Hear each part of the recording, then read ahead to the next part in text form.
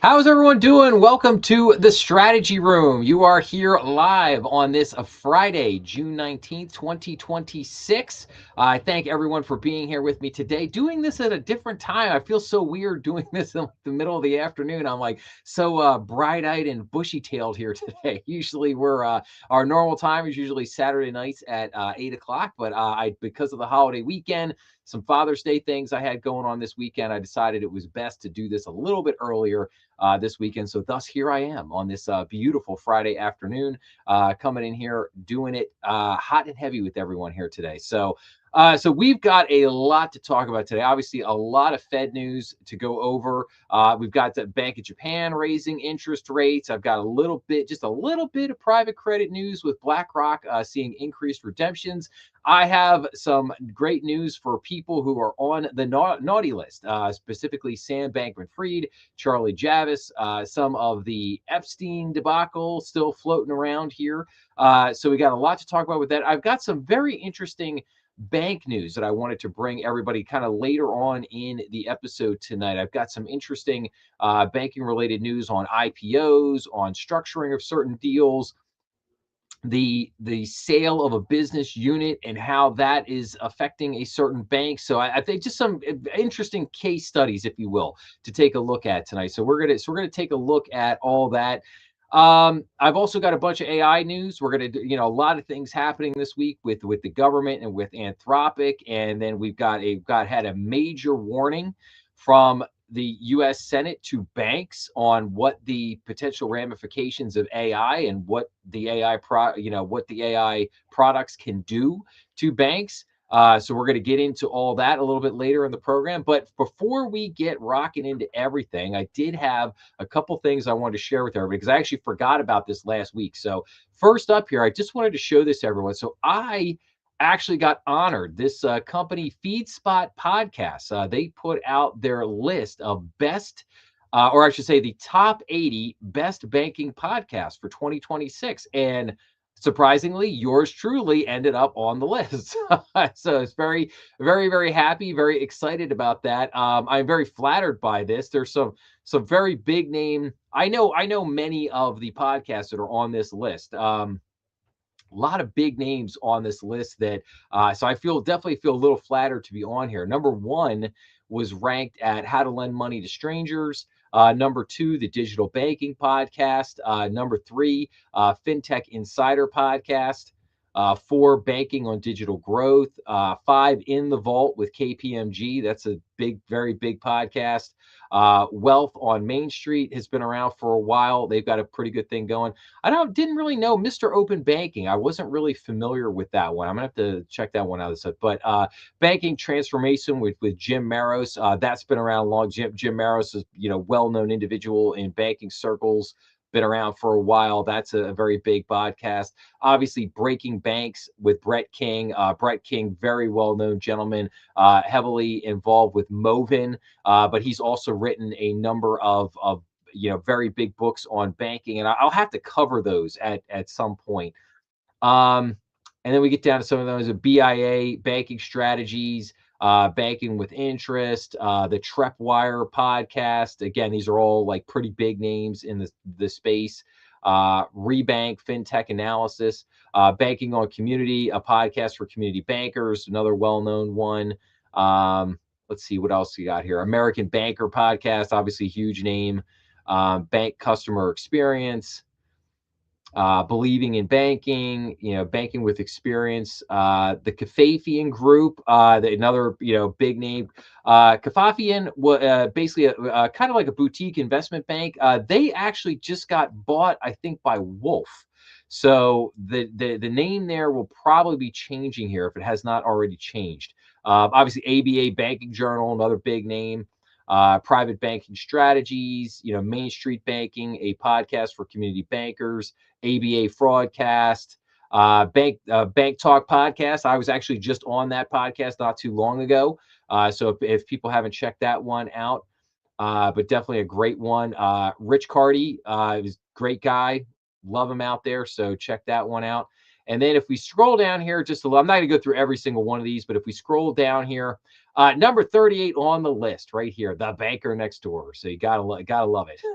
So yeah, it made me very happy. My little old podcast on here, with my immense production, the dozens of people I have working for me. There's me, myself, there's me, there's myself. So little jokes there. Okay. But I just wanted to point this out. Yes, I was very happy to get the kudos on here, but I also thought this was great to share because there are some really, really good banking podcasts out there that are on this list. And I highly recommend people go check out some of these other podcasts as well, because there's certainly some fantastic content that's out there. I will put a link to this in the description down below if anybody wants to go click on this and check that out. Okay. And then also, next thing here, and I forgot to do this last week, was some reading, some summer reading. I am working on kind of a list and a short episode. I'm going to do kind of like my guide to summer reading here. So brand new book that just came out, 1873. If I can read that right, The Rothschilds, the First Great Depression, and the Making of the Modern World. So this is the Panic of 1873, which was followed by a lot of people consider a depression, right after an 1873. But Lilquan Ahmed, he is the winner of the Pulitzer Prize. He wrote, what was the other book that he wrote?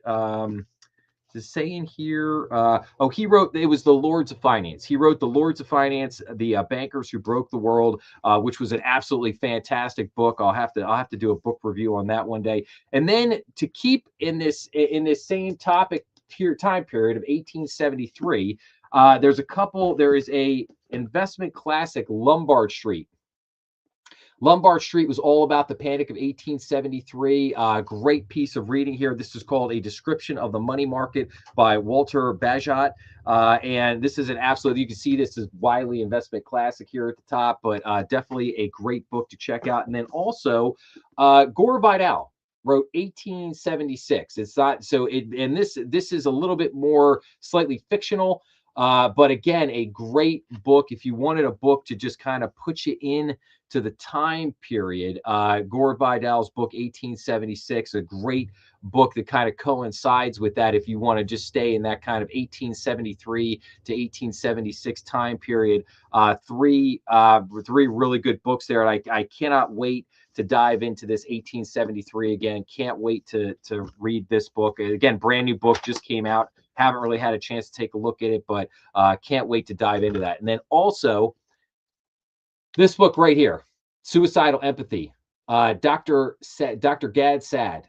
If you have not looked at this or have not checked this out, already a bestseller. I was just able to pick this up this week. Cannot wait to read this. I'm absolutely going to be doing a book review on this book. I think this is probably, Elon Musk has been pumping and pushing this book out for months.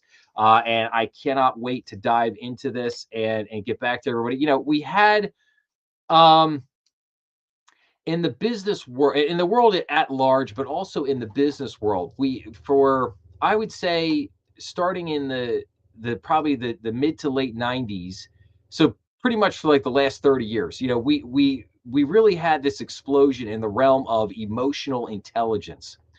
And there have been, dozens of books out there, and then you've even had books with like little tests like Emotional Intelligence 2.0 and those kind of things to, gauge your level of emotional intelligence and dealing with different things. And so we've really had this movement of just nonstop tapping into your feelings, be mindful of everyone else's emotions and their feelings. And then we kind of took it, I think the universities took it to a different level with, safe spaces and all this kind of stuff. And I really think that we've been on this trajectory of kind of emotional overload in our society. And now, and I think that this book by Dr. Gad Saad, this Suicidal Empathy, I just think that this is coming at a very critical time where maybe it's time to re-examine some of the emphasis that we have been putting on, maybe we've put and maybe it is time to consider, maybe we have put too much emphasis on emotional intelligence, and we put too much emphasis on people's feelings, and we have let it get society to astray to a point of just it's leading to very detrimental outcomes in a lot of different ways. So cannot wait to read that and dive into that stuff. But that is basically the summer reading list that I have there for everyone, if you will. But I will have, like I said, I will put out a shorter episode with kind of a little bit. I'll try to come up with like 8 to 10 books for summer reading list for this summer. Shouldn't be that hard. I've got a long list of them. But yeah, so just like I said, forgot about that stuff last week. Just wanted to share that with everybody. So now I got that out of the way. So let's dive into our normal programming here, shall we? So I always love to kick off here with the U.S. debt clock and just take a look at some things. So our U.S. national debt still holding strong at $39.2 trillion. That equates to a debt per citizen of $114,000 and a debt per taxpayer of $355,000. U.S. federal spending still at $7.1 trillion, with the U.S. federal budget deficit at $1.648 trillion. The debt to GDP, now this is the federal debt to GDP, is at 121%. Not a good number. The consumer debt to GDP is now over 100% for the first time in a long time. And as I always like to point out, credit card debt still hovering at $1.3 trillion. That is a debt per cardholder of approximately $8,341. The interest on the national debt just over $1 trillion. Defense spending still at $940 billion. And just as a side note, student loan debts are still hovering in around probably $1.6 trillion. Auto loan debt probably hovering in about 1.2, 1.3 trillion, somewhere in that neighborhood. So all of these main debts into the trillions of dollars at this point. So just pointing all that out. Okay, now what happened this week in the stock market? Well, stock had a good week. Dow Jones closing at an all-time high, or maybe just a tad hair below an all-time high, but still up there doing great. S&P 500, 7,500 points. NASDAQ, 26,517. The Dow Jones is at 51,564. So that was good for the week. Looking in on interest rates here. So we've got the 30-year bond basically ended at just, again, getting a little bit below 5% there, which is good. We like to see that. Is at 4.89%. 10-year Treasury note holding in at 4.4%, I should say 4.46%. Now that still coming down just a hair, just a little bit, which is okay, but we would certainly like to see that come down a lot more. Looking at the 2-year, we're down at 4.187, and then we get into the 1-year T-bills at 3.98, 6-month T-bill at 3.9, 3-month T-bill at 3.75, and then the 1-month T-bill at 3.64. Now we have seen,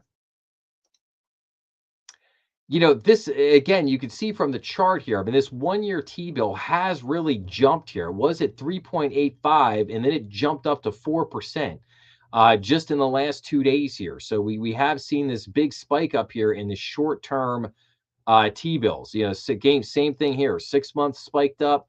The 3-month went up just a little bit, but not too much. It still stayed kind of within its bandwidth. Again, saw this spike up here in the 2-year note, 2-year note jumping from about 4.05, jumping up to about 4.2, and then coming down just a little bit. So again, these shows definitely saw a big spike up in short-term T-bills and notes. So let's take a look at residential mortgage rates for a minute, shall we? So mortgage and refinancing rates as of today, Friday, June 19th. So according to Zillow Lender Marketplace, the average 30-year fixed rate purchase mortgage rose by 12 basis points to 6.36% as of today. The average 15-year fixed rate increased by 15 basis points to 5.87%.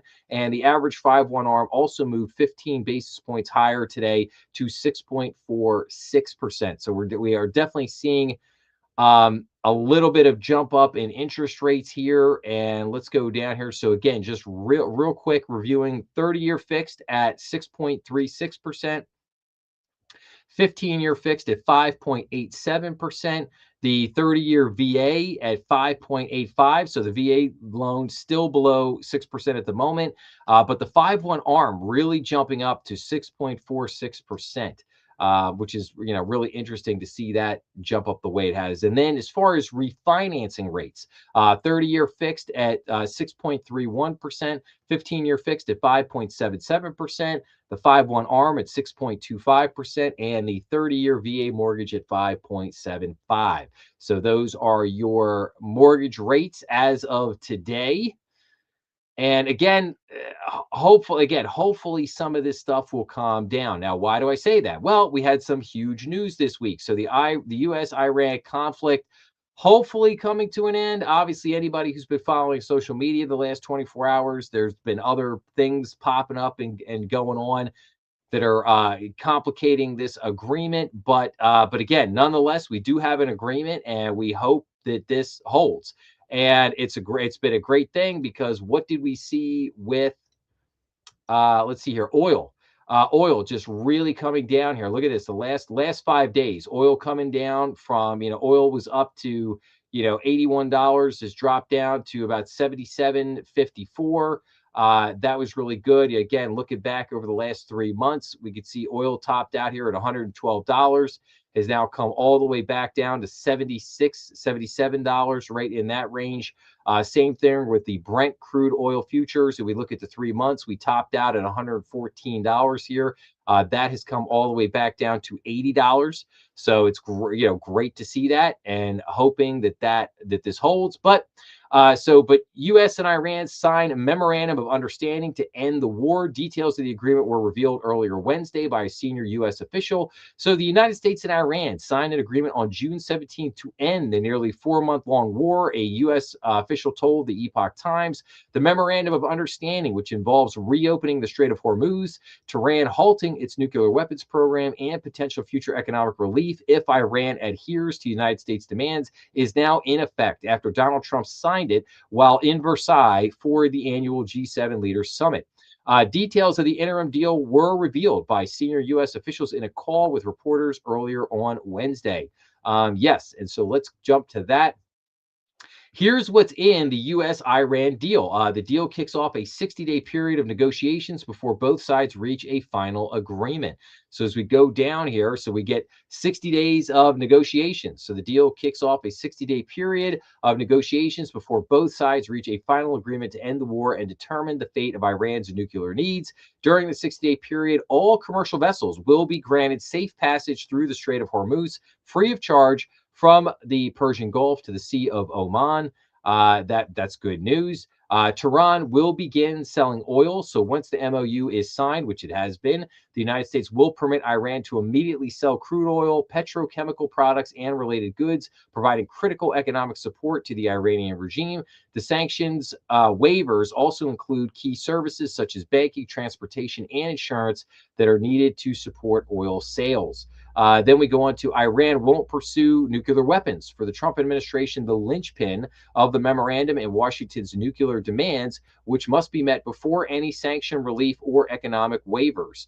The deal states that Iran reaffirms that it shall not procure or develop nuclear weapons. So, and then we go down to reopening of Strait will boost the global economy. So, according to the MOU, Iran will immediately reopen the Strait of Hormuz without tolls during the 60-day period of negotiations.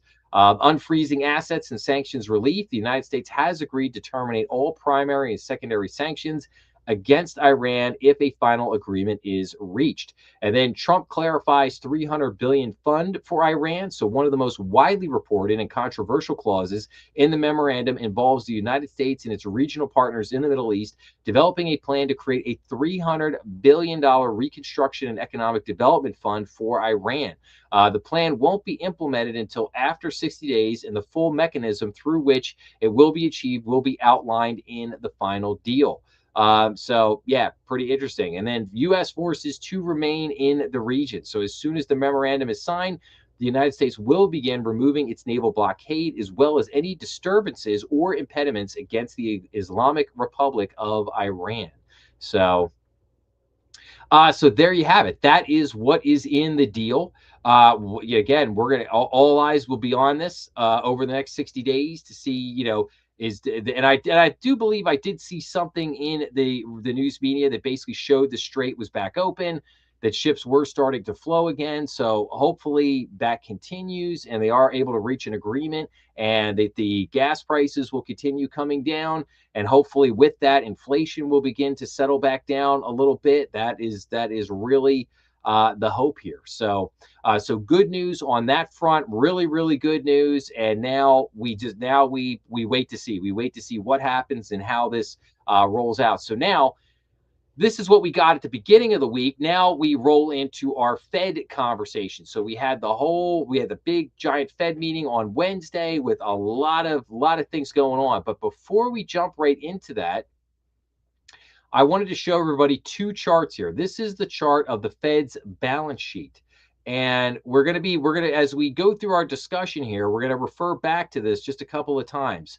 And I wanted to point out here. So what we are looking at here is the Fed's balance sheet, total assets on the Fed's balance sheet. You can see we topped out here at around $8.9 trillion back in 2022. And then basically Jerome Powell,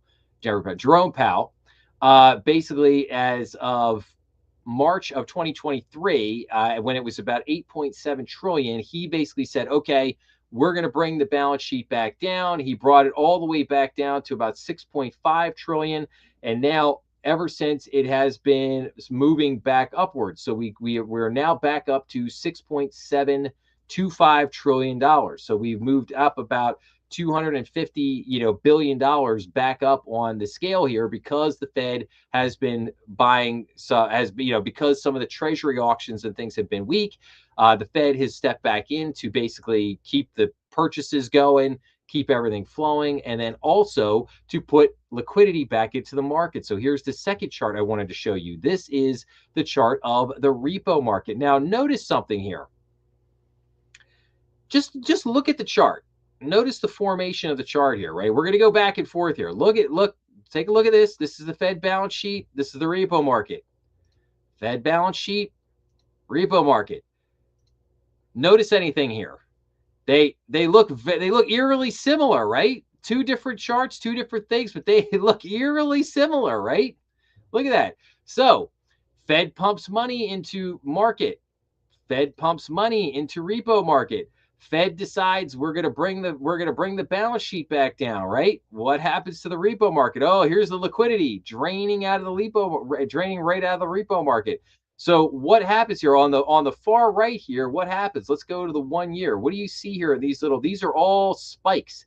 This is all the Fed pumping money back into the repo market. We had 105 billion pumped back in on December 31st, and then we've had all these little blips throughout the year. February 27th, 16 billion. Then we had on March 31st another about 16 billion.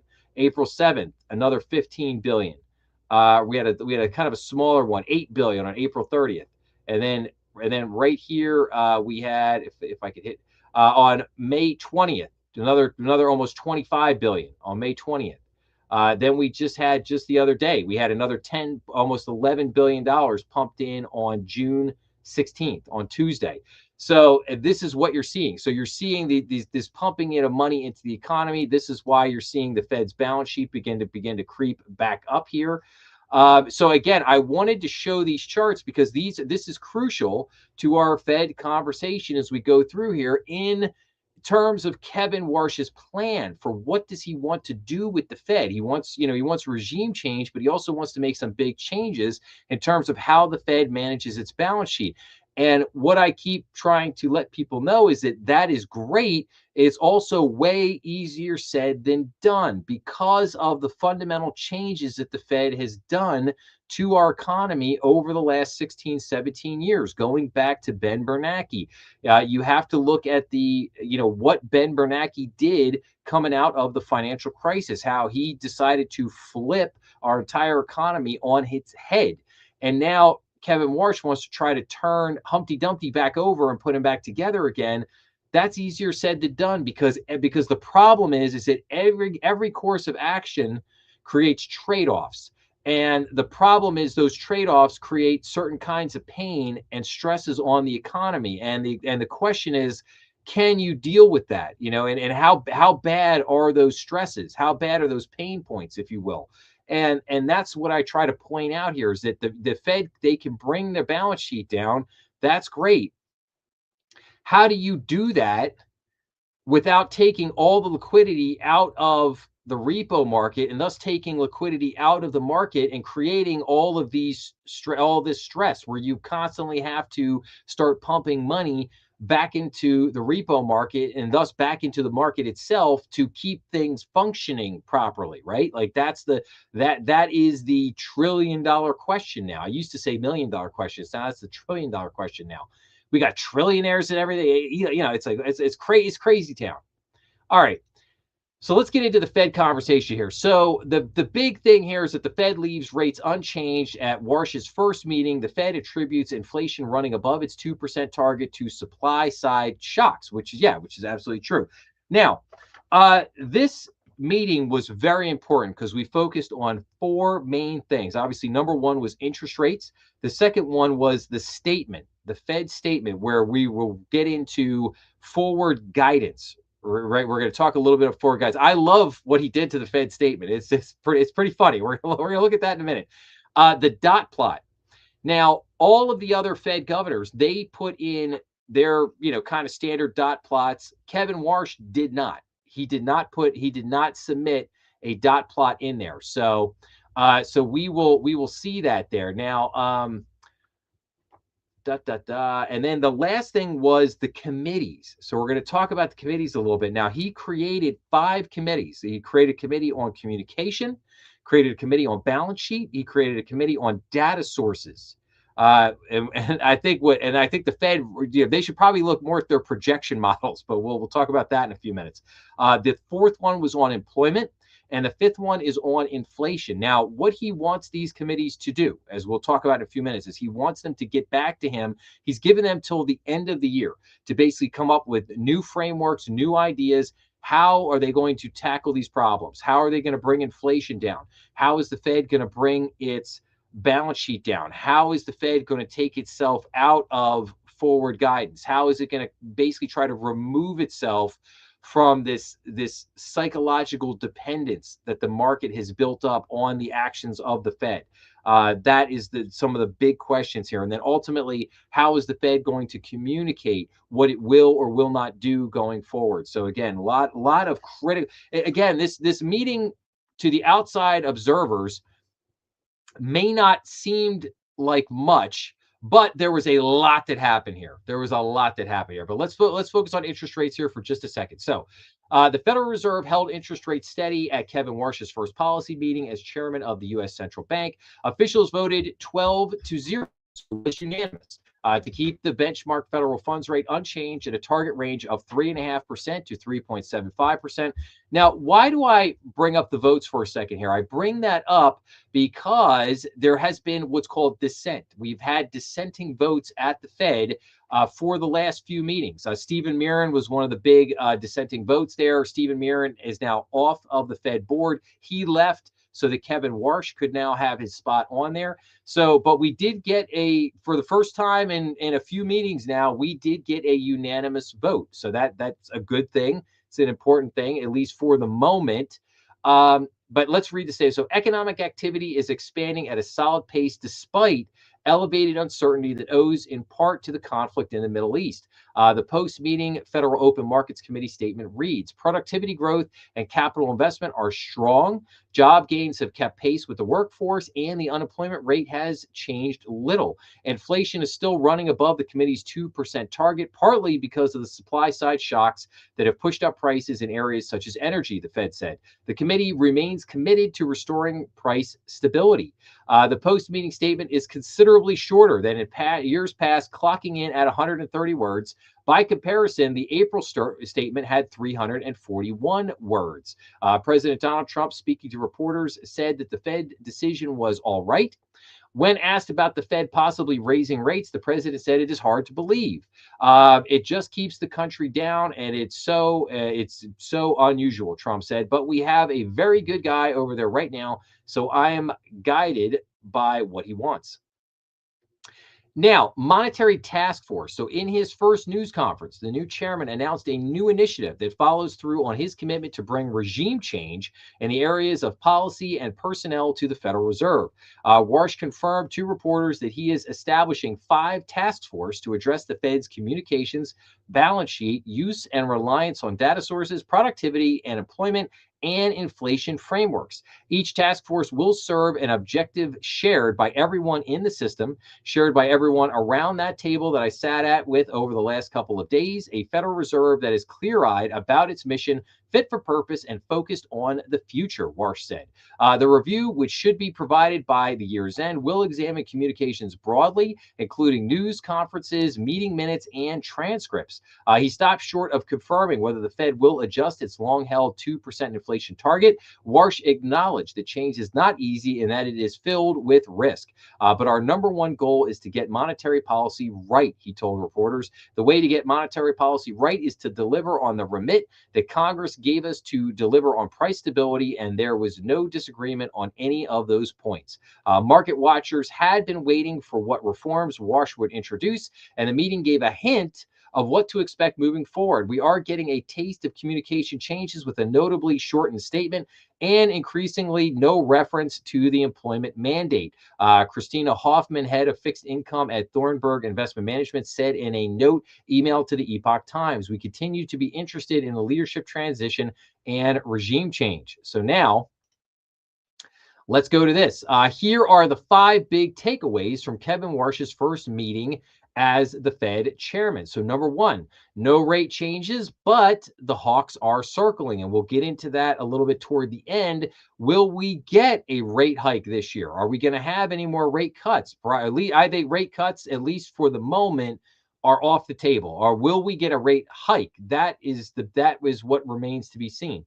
Number two, the dot plot mystery solved. So there was rampant speculation heading into the meeting that Warsh wouldn't be submitting a dot, and he confirmed that he did not.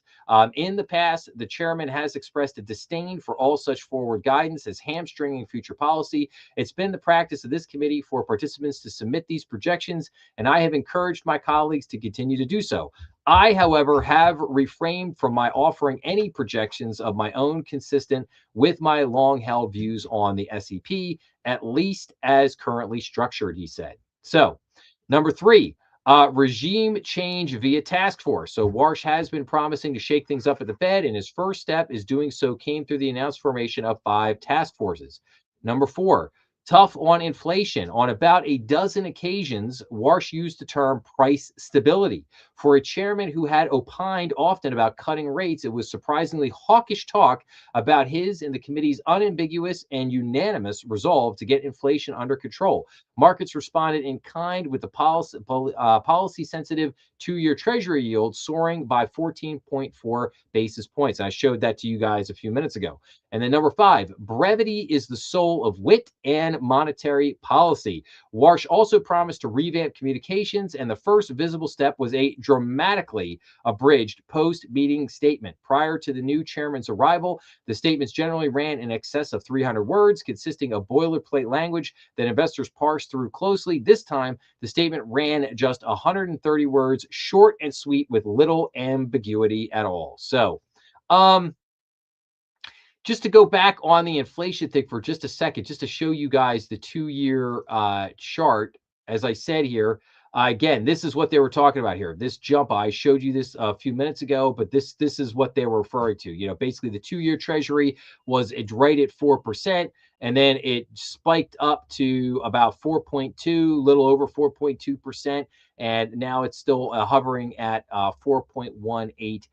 So that was just that was basically what they were talking about. What they were referring to here is the tough on inflation segment of this. And again, so let's keep rolling here. So now I think we get into the statement. So Chairman Warsh drastically alters Fed rate statement. And here's what's changed. I just want to show this to everybody. So here is the previous Here is the previous statement. And you look at the red, but you look at the lines. Like look at how much got crossed out here. It's pretty amazing here. And the only thing that was the black there that you see in the stand, and let me see if maybe I can make this just a tad bit larger. But the black here, I mean, basically, there's only one sentence that was added to this. Decided to maintain the target range for the federal funds rate at 3.5 to 3.75%. And I thought it was funny because somebody actually put out there like that's a tweet. Like that literally could have just been you could just tweeted that, which I thought was kind of funny. But this just goes to show you. So I think again, this is the beginning of the change around forward guidance. Like the Kevin Warsh has basically said, yeah, I want to get rid of this. I want to get rid of this over dependence of forward guidance and the fact that the Fed always has to reiterate what they're doing, when they're going to do it, how they're going to do it. That again, I think that in times of crisis, forward guidance can be very helpful. It can be really useful, a very useful tool as a way of trying to calm markets down or bring, reinstill confidence, if you will. But again, I think over time, and I think this is where Kevin Warsh is spot on, that over dependence really turns into something else. It morphs itself into more of a psychological, a very unnatural psychological dependence by the markets upon the Fed and every little thing the Fed's going to do, instead of the markets just trying to figure it out for themselves, like what they should be doing in a natural environment, if you will. So, but again, I just wanted to show this how again how much you're seeing here from the statement. You know how much got carved out of this. Which again, I liked it. I liked the fact that this was short and sweet and to the point, and it was like, yeah, don't need to get into all this because I mean, let's face it, a lot of the stuff that's in this statement is garbage. It's just repetitive nonsense that gets parroted out there, meeting after meeting. And so again, a lot, some of it's just not necessary. Okay, now we get into this analysis. Chairman Kevin Warsh's task forces are the key to understanding the new Fed. So, Fed Chairman Kevin Warsh stuck to his long stated belief in his first press conference on Wednesday that inflation is a choice. That message is part of a broader reorganization Warsh has planned to shift the Fed to being quieter and what he sees as more humble. Warsh is trying to carefully marshal his political capital to make those changes, and whether he succeeds largely depends on whether he can keep his fellow Fed members convinced that it is all in service of fighting inflation. So Kevin Warsh's 43 odd minutes at the Federal Reserve's podium Wednesday were intended to deliver the message that slowly but surely he will set about making the Fed quieter, more humble, and in its engagement with the markets and the economy, and ultimately laser focused on inflation. I've said this for years. Inflation is a choice. You bet it is. Warsh sees his confirmation as Fed chair as a mandate to deliver far-reaching change to the Fed, intended to get the Fed out of the business of allowing inflation to run too hot. At his first press conference, he gave a roadmap to how that change will come about. He also gave some hints as to where he may face the biggest risks. So let me just say this for a second here. Jerome Powell, he did not hit in 8 years of running the Fed. Jerome Powell did not hit his inflation mark one time, did not hit it one time. And for the last 5 years, the inflation has been running well over 5%. Jerome Powell failed miserably at trying to get inflation under control, and he let it run wild by pumping $5 trillion into the economy. Then he let interest rates get way out of hand, and then he tried to bring it back down, tried to get it back under control by doing one of the most aggressive Fed rate tightening cycles in the history of the 113 year odd history of the Fed. So, so Jerome Powell, as far as on his management of inflation and interest rates, I think if you're measuring by his own standard, by the Fed's own standard of this 2% mandate, he failed miserably on that front. Again, how can you blame Kevin Warsh if Kevin Warsh is trying to come in as the new Fed chair try to bring new ideas to the table and try to basically say, hey, we need to revamp some stuff here. We need to do some stuff differently. We need to go about this problem differently. Like what is the definition of insanity? It's doing the same thing over and over and over again and expecting a different result. So he's trying to bring fresh ideas to the fold. He's trying to get them out of their, I mean, I think I've said this for a long time. I think there is major groupthink over at the Fed. And I think you need someone needs to go in there with a wrecking ball, and they need to shake these guys out of their malaise. Like, hey, wake up, guys! Time to wake up. It's time for some new ideas and some new approaches, and hopefully Kevin Warsh can do that. And I applaud him for it, because we have needed this. We have needed this for a long time. The Fed has been led by Ben Bernanke, Janet Yellen, and Jerome Powell, who I affectionately call the three amigos, and they have been of one mind. All three of those Fed chairmen were of one mind for the last 17 years, each one carrying out the same policies that were put in place by the last. And at each one, they're the besties. Like, they're the besties, and they're right there to do everything that their predecessor was doing. Make no changes at any time. Just keep doing what they were doing. So again, now Kevin Warsh is coming in here with these new ideas, and he's trying to bring this change in, which again I think is good. And I think it was good. I think it was good the way that he did it. It was a little bit more methodical. It wasn't like, hey, I'm just coming in with a sledgehammer and I'm just gonna start smashing everything to pieces. Like, no, I liked his approach here. It was a little bit more methodical, and we'll see, and we'll see if he kind of continues to carry it that way, through the next, year or so, and we'll see. So, but let's keep moving on here. So, Kevin Warsh wants the Fed to stop explaining everything. So, for decades, the central bank believed talking openly made its policy work better. Its new chairman believes the opposite, and his first meeting Wednesday is where he starts to prove it. So, Kevin Warsh boiled down his advice for the Federal Reserve before an audience of investors last year. Stop talking so much, he said. More thinking, less talking. For more than a decade, Warsh has argued that the Fed should say less. How much a central bank reveals about its thinking shapes mortgage rates, markets, and the cost of borrowing for everyone. Wall Street will parse Wednesday's meeting, the first as Fed chairman, for any sign of where he'll take it. As a Fed governor through the 08-09 crisis, Warsh had a front row seat watching Ben Bernanke pioneer two of the central bank's biggest innovations this century: a far larger holding of bonds and more systemic practice of explaining its moves. So the first one, far larger holding of bonds. That was called quantitative easing. That's called money printing. More systemic practice of explaining its move. That's what they came out and called forward guidance.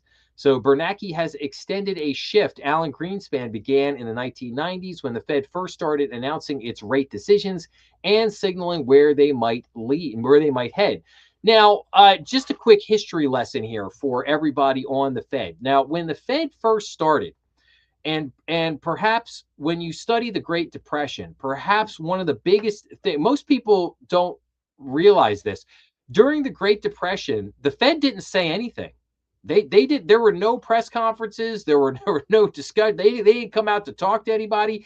They just did their thing, and then passed some news on to the newspapers, or maybe talked to a couple people up on Capitol Hill, but that was it. Like, the Fed did not talk for a long, long time. And then I would say probably gradually, starting in the 50s and the 60s and the 70s, you started to get a little bit more conversation out of the Fed, a little bit more talking. Obviously, the 70s were big with the inflation shocks, and a lot of things are obviously with the Nixon and everything that was happening there in the 70s.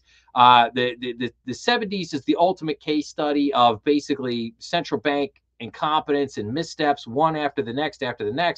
And then Paul Volcker has to come in the 80s, and he has to drive interest rates through the roof to beat back inflation.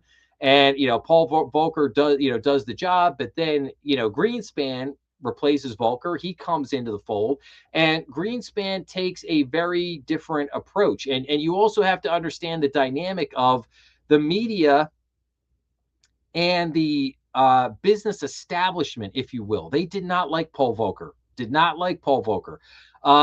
And Greenspan was their guy. They loved Greenspan.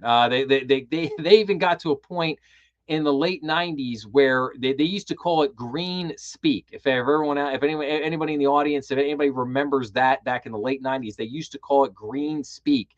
Alan Greenspan would put forth his statement, and then they would all immediately set to dissect it and try to understand, read between the lines and understand the green speak. And I can't, it's hard to express today how utterly worshipped Alan Greenspan was in, I would say, from the period of about 1990, probably about 1994 until about 2000. Alan Greenspan was just absolutely worshipped by, the business media, by Wall Street, the Fed. It was something to behold in that moment. And that was the period of time for me when, I was in college and high school and college. And I can remember and being a finance guy, being a finance major in college, and also in economics.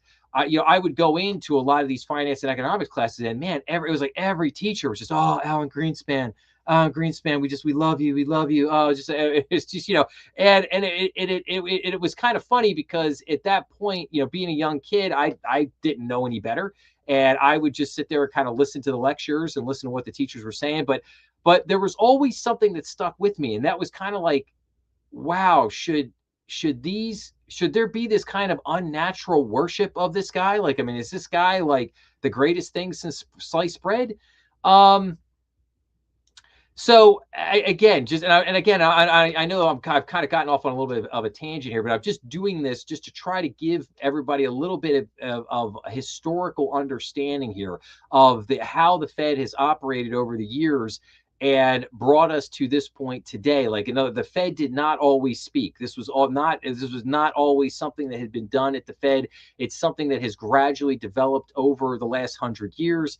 And it's something that has built over time and has really become more of a mainstay only in the last, 30, 40 years. And so again, I just want people to kind of understand that. And that's where Kevin Warsh is coming from. He obviously has spent a lot of time studying the history of the Fed and the way things have moved. And he's basically saying, listen, yeah, I want to talk less. Okay. I want to talk less and listen, and don't underestimate something. Don't underestimate ego here for a moment. Don't think for a minute that, that people like Jerome Powell and Janet Yellen, they love their spots on CNBC. They love their spots on Bloomberg. They love, getting out there, being treated like a rock star by the business news media. They love that. They love it. Maybe don't always like being up on Capitol Hill answering questions, but again, they like their little bit of rock star treatment by the media. Don't think for a second that doesn't play into all this as well. It does. It absolutely does. Ego is a big part of this. So, but anyway, let's get back to this for just a second here. So as a Fed governor through the 08-09 crisis, Warsh had a front row seat watching Ben Bernanke pioneer two of the central bank's biggest innovations this century, a far larger holding of bonds and a more systemic practice of explaining its moves. Bernanke was extending a shift Alan Greenspan began in the 1990s when the Fed first started announcing its rate decisions and signaling where they might head. Warsh quit in 2011 after souring on the bond buying and has spent the years since arguing the Fed took both innovations too far. Now that he's in charge, the question is whether he proceeds as a revolutionary, a diplomat, or both. Whatever Warsh hoped to do on interest rates will have to wait. Inflation is running hot after the war in Iran sent up energy prices. The conversation at the Fed has shifted toward hikes, not cuts. It would be near impossible setup for a new chairman to override, even if he wishes to do so. That leaves two ambitious projects, which are moving at different speeds. Shrinking the bond holdings could take years, and communications is where he can move first. Being fenced in on rates with no fight to wage there frees him to spend his energy on it. In Warsh's view, the central bank has buried itself in its own communication. It produces forecasts that markets fixate on That's the key thing. Fixate on and that box the communication in. Officials give speeches or interviews on every side of every question. Warsh wants the Fed to say less and let markets do more of the work. So, with no action expected on rates on Wednesday, the attention will be on him. Will he submit a forecast for rate projections he disdains? No, he did not. There's the answer. So, all right, now let's move on to Warsh overhauls how the Fed talks. It keeps markets guessing on rates. In his debut as chairman, Kevin Warsh stripped away the central bank's policy hints and committed to bringing inflation down, but wouldn't say what that will take. So again, just reiterating what we were talking about there as far as forward guidance. Now, here's just an interesting comment I wanted to throw out there for everybody. Jeffrey Gunlatch says Fed's Warsh is not going to be the easy money chairman many had hoped for. So, okay. Double Line Capital CEO Jeffrey Gunlatch said new Federal Reserve Chairman Kevin Warsh struck a more hawkish tone than many investors expected, underscoring his commitment to restoring price stability and signaling less appetite for easy monetary policy. He is absolutely telling you that he plans on delivering on price stability. So that means we're not going to have such easy money policy as everybody thought maybe Chairman Warsh would do back in the first quarter of this year when everyone was counting on rate cuts. The comments came after the Fed's policy statement declared that the committee will deliver price stability, language that echoed a theme Warsh repeatedly returned to during his press conference. He reiterated that the Fed is committed to bringing inflation back down to 2%, a level it hasn't been at for half a decade. He lamented the committee is to deliver. The commitment to delivery is strong, unanimous, and unambiguous. So, all right. So we will see what happens ultimately with that. But here's the question on the easy money thing, right? It all sounds great until we have a problem, a crisis. That is the big question. Alan Greenspan rolled in the bubble economy. That unfortunately for him is his legacy. And then that's what we've all been dealing with for the last 20 years is the bubble economy. One bubble bursting after the next, and make no mistake about it, there are other bubbles around us, the AI bubble, private credit bubble, and these bubbles too shall burst. Who knows when? I could check my magic 8 ball, but I don't think it's going to tell me. um, but but the fact that then you had Alan Greenspan rolling in the bubbles, and then we had to do it, and then Ben Bernanke had to deal with that first major one, the bursting of the real estate bubble, and then Ben Bernanke had to deal with that. So, and Ben Bernanke set the stage for what I call the all bailout all the time economy. And and the question is, where does that go? Like, where is the moral hazard? Does the moral hazard get reintroduced back into the economy? In other words, you're in business, you take the risk, and that is capitalism. Capitalism is like there's no safety net. Like you could do what you want. If you want to start this business, you want to run it, you want to play, you want to invest, you want to do whatever, that's fine. Like that's freedom versus security, right? Like everybody, people want freedom, but they also want security too. But true freedom is not security. So I've tried to make that point from time to time. So so again, true free market capitalism is basically, hey, you're free to do what you want. You go out there, but you take the risk. And if it blows up, it blows up. Like the government, the Federal Reserve are not there to bail you out. That's not what they're supposed to be doing. So that brings in a very big thing there. Like, right.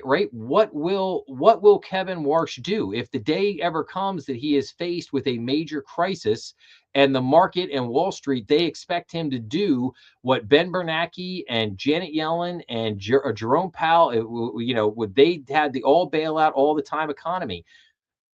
When the crisis hits, and that's what the market expects him to do, they expect him to turn the easy money spigot back on and give us the forward guidance and pump money into the economy and drop interest rates to zero.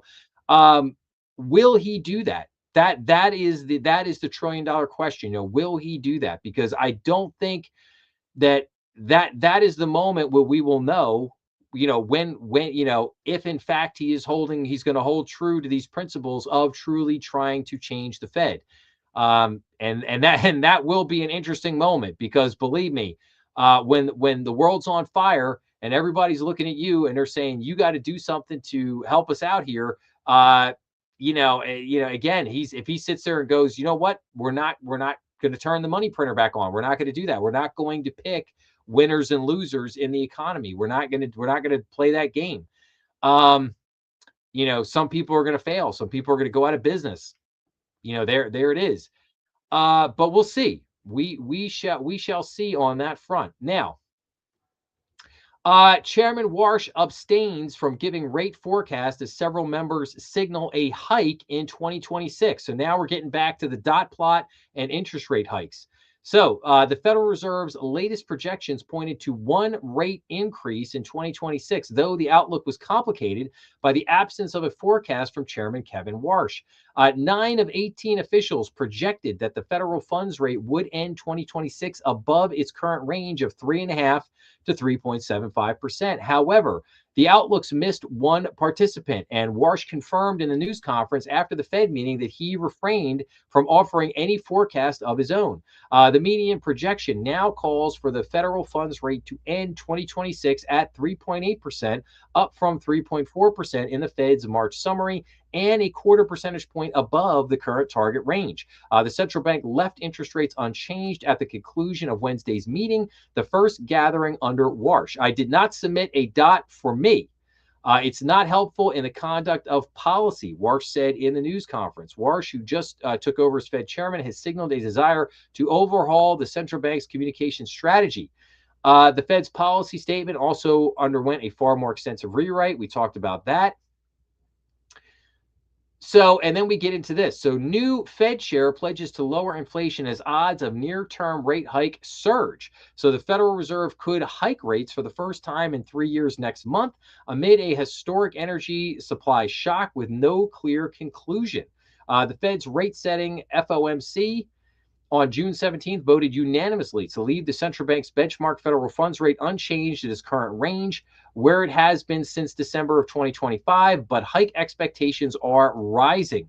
Higher rates will likely slow the economy a bit, but the pain stated because inflation is worse over time.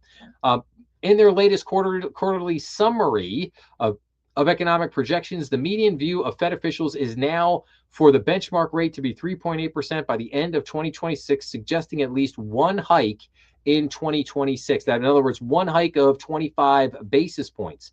So again, we see from the chart here, median estimate of the federal funds rate at the end of 2026 is kind of in the bluish green here. And in the orange is the median estimate of federal funds rate hikes at the end of 2027. So again, just interesting to point out that they're looking at a potential hike in 26 here, but then looking at maybe a couple of reductions in 27. So, and then we go over to this. Trump trusts Fed Chair Kevin Warsh in matters for more than interest rates. So basically, Trump just reiterated that basically he trusts Kevin Warsh a lot more than Jerome Powell. And so therefore he's willing to give him more of a leash and willing to, give him a lot more leeway here in terms of what he is trying to accomplish in terms of, regime change, if you will, over at the Federal Reserve. So, and then we go into Kalshi traders see a greater than 50% odds that the Fed will hike rates this year. So Federal Reserve officials using their so-called dot plot grid dropped their earlier outlook for a rate cut in 2026. Now they're pointing to the possibility of a rate hike. Kalshi traders have also lifted their expectations for higher rates this year on the prediction markets platform. Chances of a hike this year surged to 57% on Wednesday night, up from 35% on Monday. Kalshi traders also see a 72% likelihood of a rate hike before the July 2027 and an 85% probability of an increase before 2028. So again, just interesting showing where Kalshi is out there. Now again, and here's interesting. Again, now we're talking about a little of the after effects, if you will, of the Fed meeting. So bears step up bets against high yield sector, shaking up bond traders. So while many traders focused on government bonds in the wake of the new Federal Reserve Chairman Kevin Warsh's first meeting, it was another corner of the debt markets that caught the eye of options traders. The iShares iBox High Yield Corporate Bond ETF saw elevated put volume on Thursday. One eyebrow-raising trade saw an investor pay $1.3 million to buy 20,000 of the January 27th 75 strike puts. Put volume was 5 times that of calls, and of the 226,000 HYG options that have traded Thursday, 190,000 of them were puts, according to Thinkorswim data. It's unclear the exact catalyst for the bearish action, but some market participants pointed to the Fed regime change as one reason. Now here's key. For the previous 20 years, bond traders have been given a script to follow. This is the whole point of what Kevin Warsh is trying to do by eliminating the forward guidance. And this is what they're talking about. When they say that the bond traders have been giving a script, that's what they're talking about. They're talking about the forward guidance handed to them by the Fed. The Fed always telling them what they were going to do. So now, Zed Francis, Chief Investment Officer and co-founder of Chicago-based Convexitas, they were just told they're going to have to do their homework again. That might cause a buyer's strike for a bit. So let me say that again. They were just told that they're going to have to go do their own homework again. Okay, so that is the important thing to understand in this whole conversation on the Fed, that the market is going to have to go out and do their homework and try to figure things out on their own again. The Fed is not necessarily going to just hand them the script.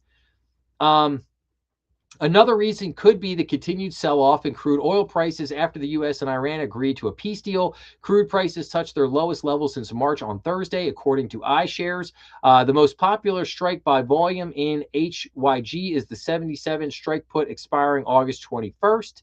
So again, just a very interesting thing to note here. It was that language about, for the previous 20 years, bond traders have been given a script to follow, and they were just told they're going to have to go do their own homework again.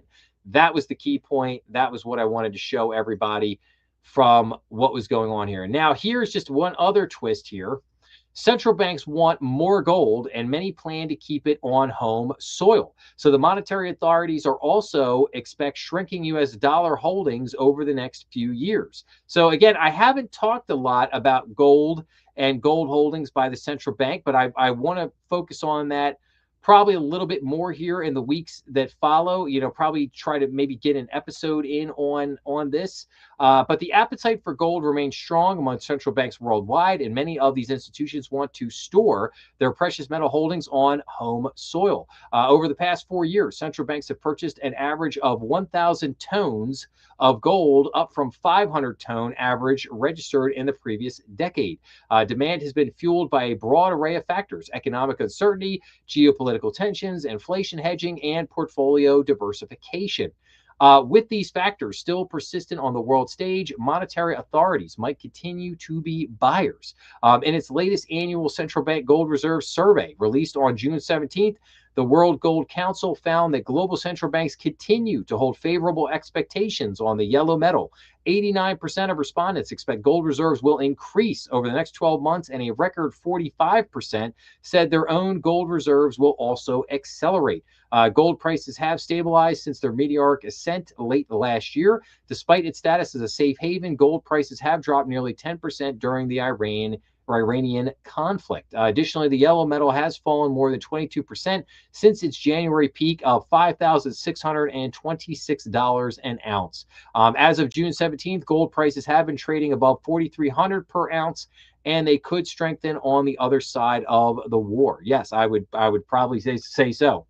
But again, just important to note that, central banks are, they continue to be mass buyers of gold, continue to stockpile gold. But what's interesting is they want it to be on their own home soil. They don't want it to be, all around the world, all over the place. So, all right. And then let's see here. Now, other thing here. So I had reported last week that the European Central Bank became the first central bank around the world to raise its interest rate. Turkey kind of the Central Bank of Turkey held steady for the moment, but they're looking to increase rates again. And then this week we got the Bank of Japan lifts rates to 31-year high. The central bank raises its policy rate to 1% as elevated energy prices stoke inflation fears. So the Bank of Japan raised interest rates to a 31-year high, anchoring policy against the inflationary risks of a spike in energy costs caused by the war with Iran. The central bank on Tuesday lifted its policy rate to 1% from 0.75, bringing borrowing costs to the highest since 1995. The 7-to-1 decision snaps a pause stretching back to last December. Investors and economists had anticipated the move, which came as policymakers signaled growing concern that the Middle East conflict could derail the careful reinflation path they have been charting for Japan. So again, and again, I just want to give people a flavor for what other central banks around the world are doing. So we've now seen the European Central Bank raise rates, and now the Bank of Japan raising rates. Turkey basically saying it's going to raise rates. The Bank of England probably going to raise rates. Australian Central Bank probably going to raise rates. Canada. So this is going to put more pressure on the Fed to raise rates. The real question is, do we allow time for this supply side shock, this oil shock, to calm things down? If it calms things down, we begin to see energy prices come way back down, and then we begin to see interest rates tamper down just a tad bit, and things start to go back a little normal. If we see inflation, core inflation, start to come back down 3%, a little under 3%. At that point, do you say, okay, let's just leave things as they are and see how things go, and take it kind of month by month, take it one step at a time? Or do you increase rates, maybe even a couple times, maybe even once or twice, to try to, stem things back, and then after a couple years go back to another, rate cutting, agenda after things have slowed down? That is, again, that's the big question. We don't know.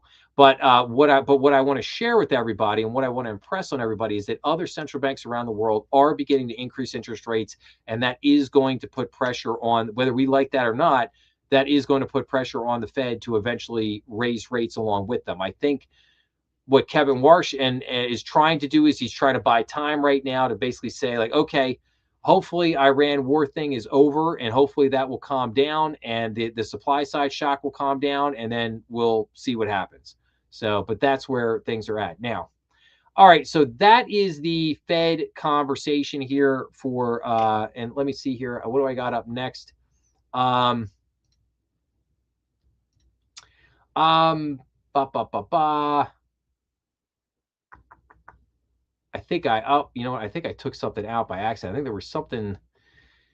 What did I want to show everybody here? There was what did there was, I can't remember what it was. There was something there. I had something. I took something out by accident there. But anyway, all right. But just to recap. But before we get to the whole BlackRock thing here for a second, just to go back here to the Fed for just a second. So just to recap again, Fed leaves rates unchanged. The statement, really massive reduction in the forward guidance. Statement really rewritten to be very clean and simple. Kevin Warsh did not put a dot plot in. He's basically telling the other Fed governors for the moment, if you want to put in a dot plot, that's fine, but I'm encouraging you not to do that moving forward, as he tries to reframe again around the lack of forward guidance. And he set up these committees. He set up 5 committees here. Again, one's on communications, one's on balance sheet, one is on data sources, one is on employment, and one is on inflation. He's going to give those committees until December to come back to him, basically let him know what is going on, or what their plan for the future is, and then we shall see where we go from there. So, okay. So this is the point in the program where I like to shift gears, and I like to give everybody, see what happened here. Okay, our calendar for next week here. Okay, this is our economic events or economic indicators. So I like to go into economic indicators. I like to go over the episodes that I put out this week, and I like to give everybody some banking news. But let's start here with the economic indicators. So on Monday, June 22nd, nothing is scheduled for Monday. So that's easy. Tuesday, June 23rd, U.S. flash manufacturing PMI and U.S. flash services PMI. On Wednesday, June 24th, we get new home sales, and we get the Federal Reserve Board releases their annual bank stress test results. So be eyes on that. And then Thursday, June 25th, we get a ton of stuff. Durable goods, third estimate of GDP, weekly jobless claims, personal income, consumer spending, PCE price index. PCE price index, one will be month over month, one is year over year. And then we get the PCE core price index. We get the Kansas City Fed survey. And then we get the Federal Reserve Board. Chicago President Austin Goolsbee speaks at Chicago Council on Global Affairs. And then finally, on Friday, June 26th, we get advanced economic indicators report, wholesale inventories, retail inventories, and the University of Michigan final consumer survey. So there are your economic indicators for this week, I should say, coming up. And like I said, Thursday will be a big day, but we'll also be looking on Wednesday at those bank stress test results. So we'll begin to see what is coming out with that. So, okay, let's get to some bank news, shall we? So hold on a second. Need my spinach there for a minute, as you say. Okay. Mortgage applications decreased this week. Pending home sales rise in May. Business inventories grow in April. Retail sales increased in May. Industrial production edges up on mining. Builder confidence dips in June on cost concerns. The New York Fed survey, business activity increases in June. Housing starts and building permits drop in May. The Federal Housing Finance Agency requests authority to take on mortgage market fraud. That's interesting. So the Federal Housing Finance Agency asked Congress for expanded authority to take on fraud in the housing finance market. So that sounds interesting. We'll have to keep an eye on that one. Consumer sentiment improves in early June. The OCC proposes info collection under the Genius Act. So the OCC proposed a new information collection that would include weekly and quarterly reporting forms for permitting payment stablecoin issuers under the Genius Act. So the OCC's new proposal would require permitted payment stablecoin issuers and foreign payment stablecoin issuers to submit two reports to the OCC. Number one, a weekly confidentiality report form for the OCC for each payment stablecoin the bank issues, and a quarterly reporting form to the OCC. Yes, you did not think that the government was going to not know every little thing that you do, right? ICBA's new campaign on digital assets is getting the crypto industry's attention. So ICBA's new advocacy campaign to protect local communities from the risks posed by unregulated crypto products is garnering the attention of the crypto industry. So crypto media outlets, including The Block, Crypto Briefing, and Crypto Times have covered ICBA's new campaign while noting its importance given community banks operate in virtually every congressional district and are one of the most organized and politically connected lobbying forces in U.S. banking. FinCEN issues updated guidance on fraud related to info sharing.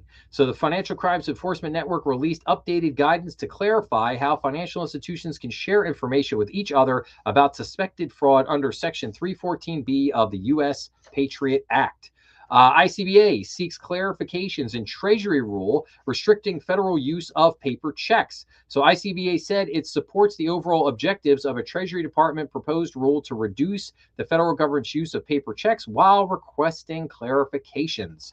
So yes, we'll see more on that in the future, I'm sure. Congress reaches housing deal with ICBA advocated community bank relief provisions. So housing and Senate leaders announced a deal on bicameral housing legislation that includes ICBA advocated community banking provisions and began advancing the measure last night. So, okay. OCC revises its minority deposit institution definition. The OCC revised its definition of minority deposit institutions and updated several related policy. The OCC said the updates replace references to specific OCC structures and resources with general directions that are unlikely to become obsolete.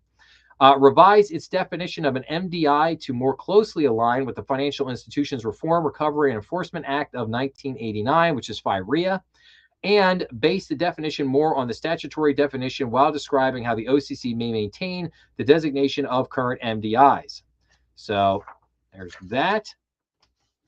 OCC explains a filing decision process. So the OCC clarified the standards for its decisions on filings. The CFPB rescinds Reg B advisory. So the Consumer Financial Protection Bureau rescinded an advisory on special purpose credit programs, or SPCPs, saying it conflicts with a final rule published earlier this year. That's good.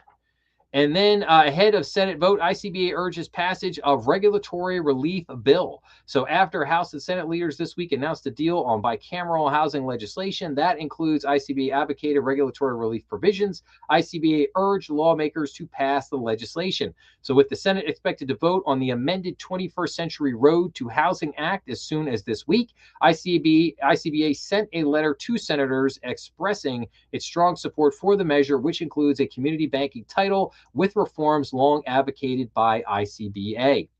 So, okay, there we go. There is your banking news. And now let's get, where are we going here? Okay, let's go to our episodes of the week. So, all right.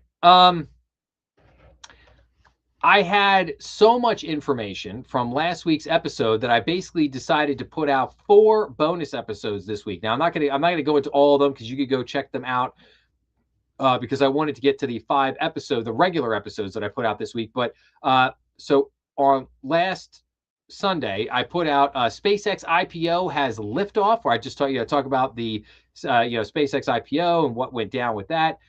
Then I put out a bonus episode on AI price war has begun. So that just looking at this price war, which kicked off mainly between Anthropic and OpenAI, but is basically will drag every other AI company into it.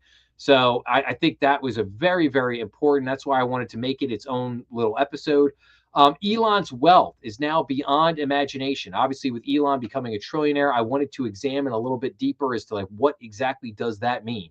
And then I also put out the other bonus episode I put out was data center problems. Again, just exploring that topic of data centers and how there are a lot of issues with data centers on a lot of different fronts.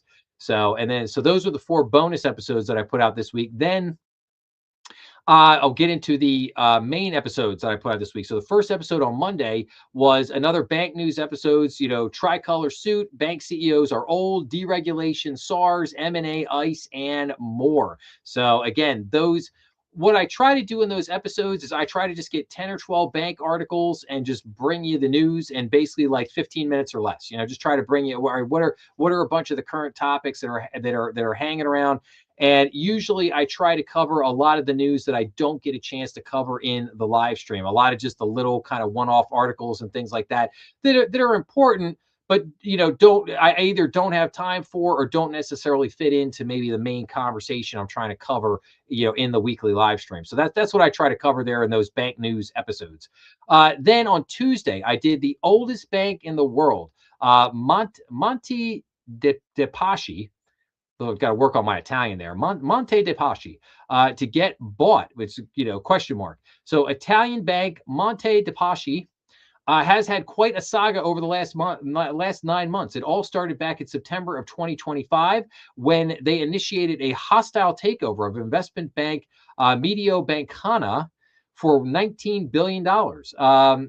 Monte dei Paschi CEO Luigi Lavaglio then presented a plan for delisting Mediobanca and expanding the bank into international markets. The departing board for the bank did not like this plan and decided to remove Luigi as CEO, revoke his powers, and cancel his contract. Then, in a surprise move, the bank's shareholders voted to reinstall Luigi as CEO and picked a new board and chairman. However, In yet another twist, two rival banks have both made offers to purchase Monte de Paschi. And the question is, what will the oldest bank in the world do? Will it sell out to one of these other two banks? And I actually have a follow-up article on that we'll go to here in just a few minutes. But then on Wednesday, I did an episode called "What Loan Growth Strategies Should Community Banks Be Thinking About?" So lending for community banks started off good in 2026 despite higher interest rates, geopolitical headwinds, and tariff uncertainty. Now banks must consider the current interest rate environment. Further rate cuts are unlikely in 2026. The economic condition, the Iran conflict, oil prices, and inflation. Community banks should focus on staying disciplined with credit underwriting and focus on relationship banking. There is some potential good news on the horizon as changes to the Basel III capital rules could help increase residential mortgage lending. What lending products should community banks focus on? Great question. SBA lending, commercial real estate lending, C&I lending, farm lending, and residential mortgage lending. So then on Thursday, I put out an episode called "How Can Banks Generate More Residential Mortgage Opportunities?" So non-bank lenders generate more than 85% of all residential mortgage loans.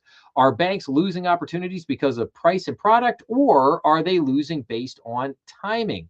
Banks already have a relationship with borrowers. They have their customers' deposit data, but are banks watching signals in the deposit data that can alert them to when a customer may seek a residential mortgage? If they do have this data, what is the communication strategy? The key for banks to win more residential mortgage deals is timing around deposit data and communication strategy.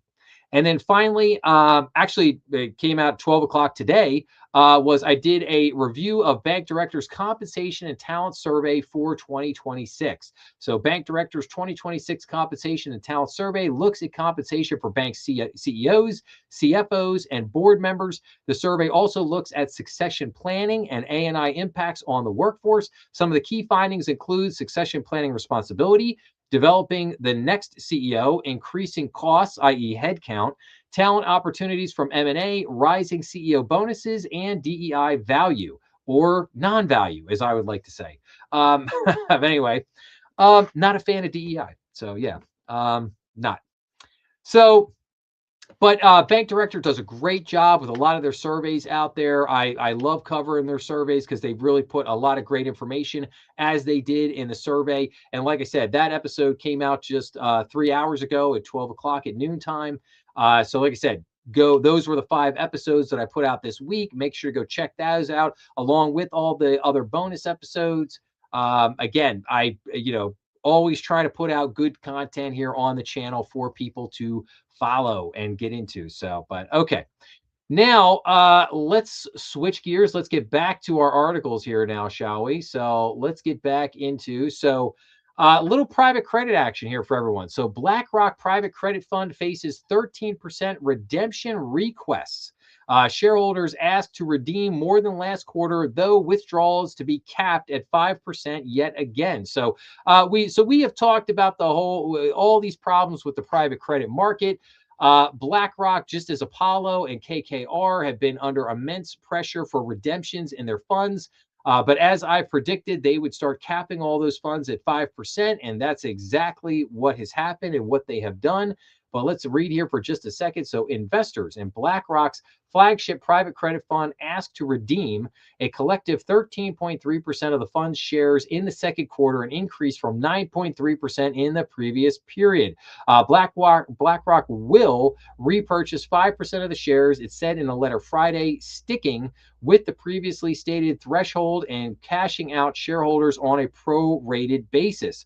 The higher requests are the latest evidence that the once booming private credit industry is still under investor pressure following concerns about loan losses, fraud, and exposure to software companies that are looking vulnerable to artificial intelligence. Earlier this month, Blackstone said investors in its own fund, known as the BCREB or ED, asked to redeem 10% of their shares in the second quarter, and Cliffwater said its investors requested to redeem 17% of the shares in its $31 billion fund. Most of the funds are designed to allow managers to limit withdrawals to 5% of the fund, meaning investors are stuck for a period. Private credit managers say redemption gates are in place so that funds aren't forced into fire sales to cash out investors. BlackRock first capped redemptions on its flagship fund, which makes higher interest rate loans directly to companies and has returned an annualized 10.2% since inception earlier this year. Still, BlackRock said the HPS corporate lending fund is expected to grow in the first half of the year thanks to new investor subscriptions and dividend reinvestments.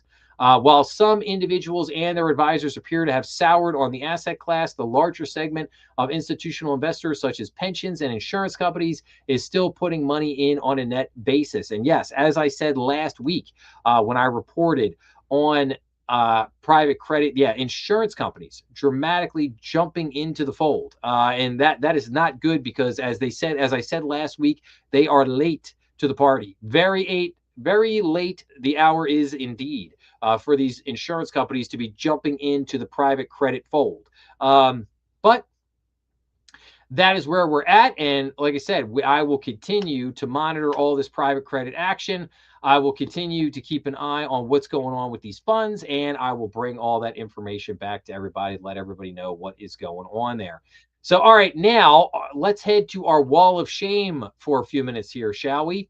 So, our first up on our wall of shame, Charlie Javis has been seeking a pardon from Trump after defrauding JP Morgan. So the entrepreneur sold her startup Frank to the bank for $175 million and was sentenced in September to over 7 years in prison for fraud. Yes, this was a blatant fraud.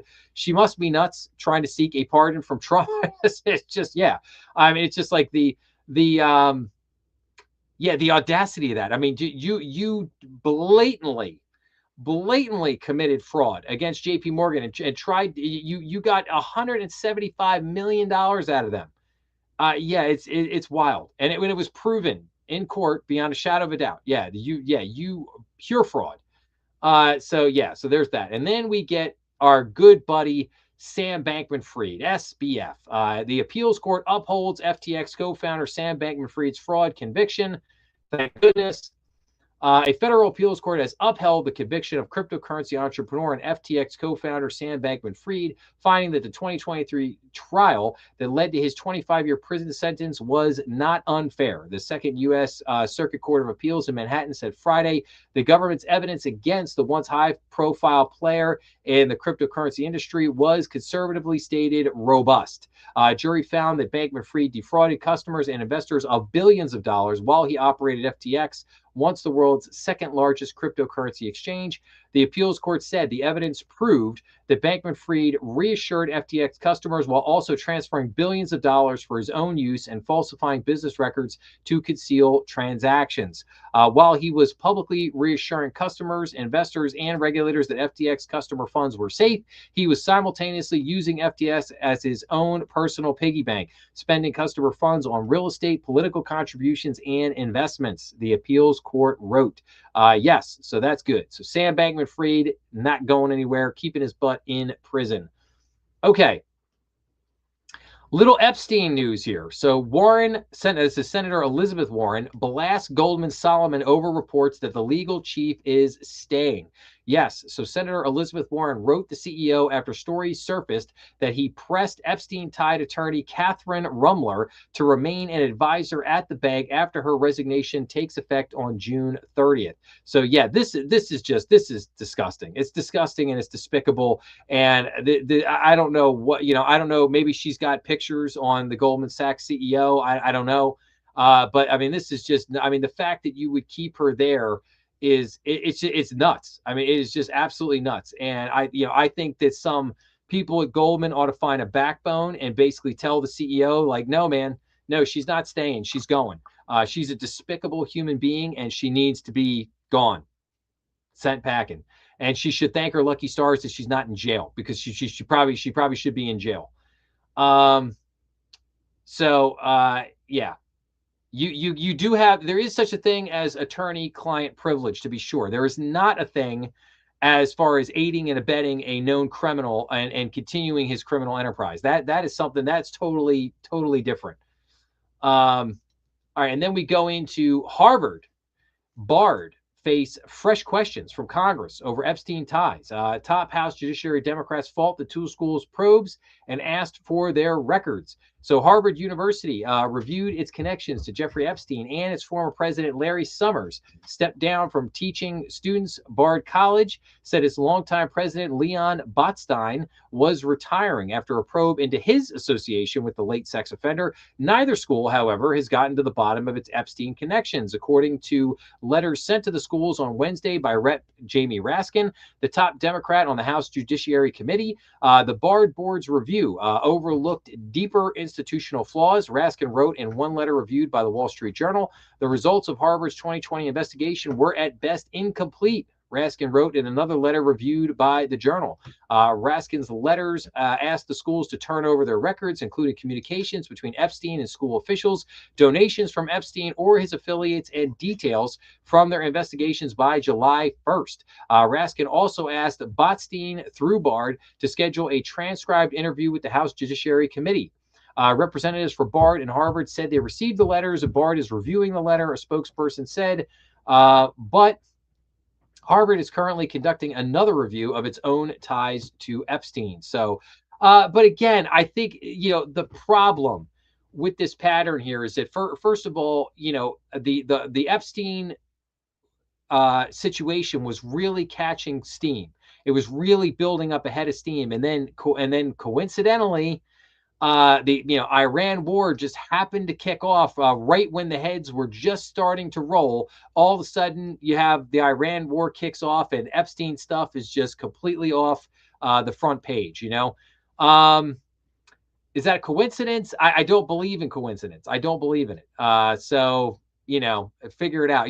I would refer everybody to, there was a movie back in the late 90s called Wag the Dog. Okay. I would highly encourage people to go read. If you don't believe me, or you think that that's a stretch, that just happened to happen at that particular moment, then yeah, go watch Wag the Dog, and then come back and talk to me about whether you think I'm exaggerating this. So, but then to boot, now that the media has managed to get it off the front page, and again, some of this has calmed down, and now we're getting back to, and then now again, what's happening?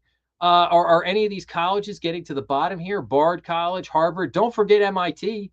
Jeffrey Epstein raised all kinds of money for MIT. Like, can't forget those guys. Can't leave those guys off the list. As well as a couple other colleges. I think Stanford might be in there as well.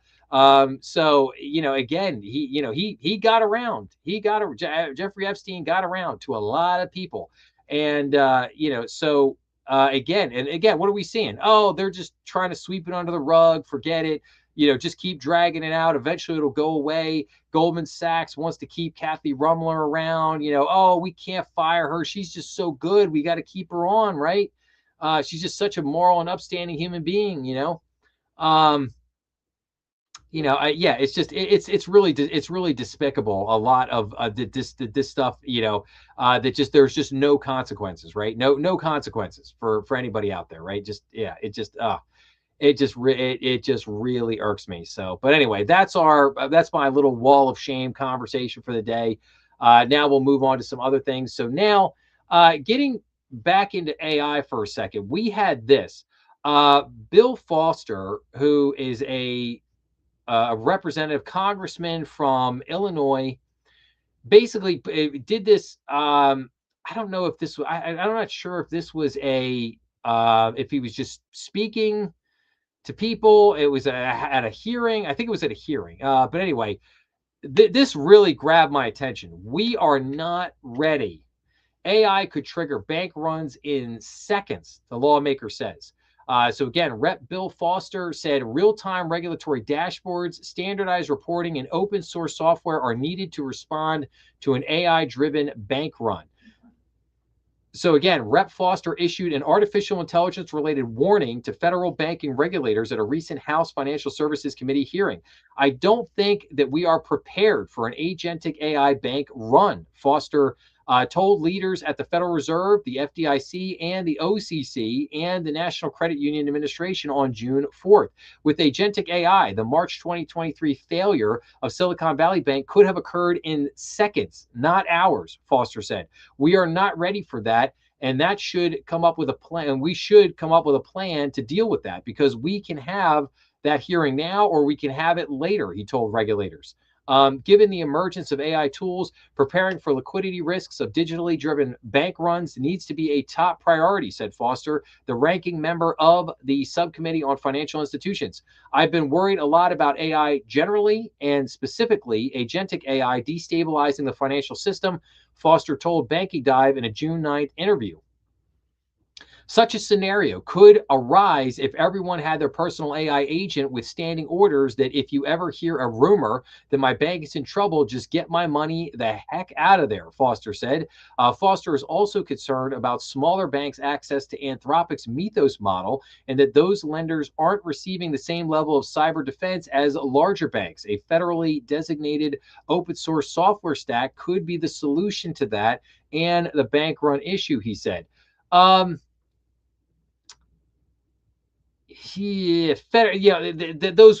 federally designated open source software stack that uh I don't know. Again, I always go back to the famous saying from Ronald Reagan. What's the worst 9 words you can hear? We are from the government and we are here to help. um,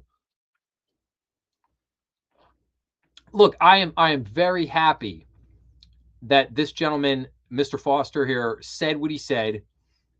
I am very happy that he's bringing awareness to this, because this is a very big thing. And quite frankly, and I just did an episode covering, the FDIC just put out a report covering the bank runs on Silicon Valley Bank and Signature Bank. And there was a lot of incredible information in that report. There was a lot of great takeaways for banks. And I think that there are a lot of things that we should be looking at, a lot of things that banks should be looking at and considering from that board. And I would say, I don't know that we've really addressed what happened in 2023 to Silicon Valley Bank. I don't know that we've really addressed that. I don't know if we've really figured out, can we deal with a modern day bank run? I don't know, because the speed at which it could happen. I mean, your money can be gone in a day. Two days at the most. You could all your money could be gone in 48 hours, just gone. That's it. You're done. You're out of business. Most of it could be gone within a single day, and that, I mean, that's horrific to even think about that's how fast it could happen. And he's saying basically, well, wait, with agentic AI, it could happen within seconds or minutes or hours, as opposed to a day or two. So again, I'm happy that this has been my concern. This has been my concern. So I've just been very, very worried about this. And I hope that we can continue to think about this issue, think about how to deal with it, and what can we do moving forward. So again, it's a great conversation. I don't know, again, that I agree with the notion that the government's going to have all the answers and they're going to be able to fix all the problems. I think a lot of times, unfortunately, they just make it worse. But we'll see. We'll see what happens. And now this leads in directly to some of the stuff that was happening this week with Anthropic. So Amazon's CEO apparently dimed them out to U.S. officials, and that's what triggered the crackdown on the Anthropic models. Information shared with the Trump administration sparked move to halt foreign access to the company's powerful AI tools. So Trump administration decided to crack down.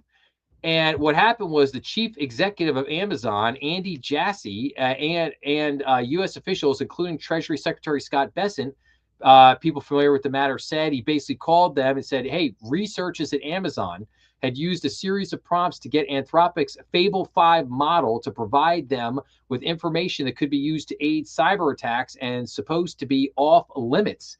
Jassy told the officials, according to people familiar with the matter, tech industry executives have been in regular touch with the administration about the power of cutting-edge AI tools. Shortly afterward, White House officials held a meeting to discuss how to respond. The security researchers began testing Amazon's claims. The officials asked Anthropic to fix the vulnerabilities or take the model down, according to the administration. The officials decided that the most direct way to address that risk was by preventing foreign governments, companies, and individuals from accessing the tool, people said. So President Trump later signed off on the action despite reservations about its hindering innovation. So again, we have this whole situation pops up here where, again, I said Mythos was a problem. Mythos was a big problem. And this whole hands-off take from the administration of like, hey, just let the tech bros run wild. They got it. They'll figure it out. Like, obviously that was not a good idea and has not proven to be so. So now we've got this. The hacker sent by Anthropic to calm the government's nerds. That's calm the government's nerds about AI safety. I'll have to, yeah. So they sent in the Uber nerd. Send in the Uber nerd. He is the Uber nerd.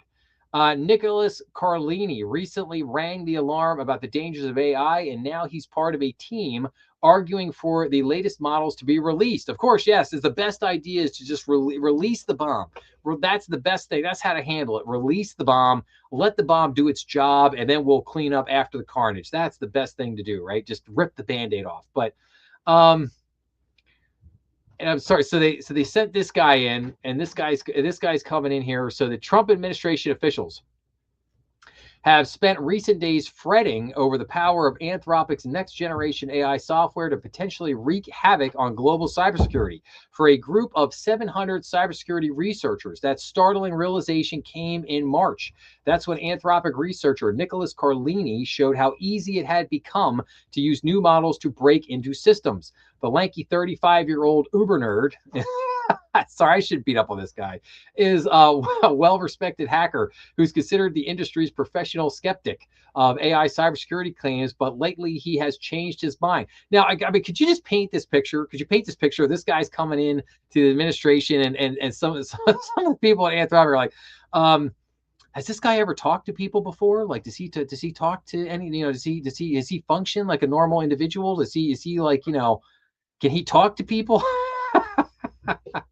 Early in the month, just weeks after getting his hands on Mythos, Carlini offered a stark warning to a standing room only crowd of cybersecurity experts at the ornate Bucks Arts building that had once housed San Francisco's Hibernia Bank.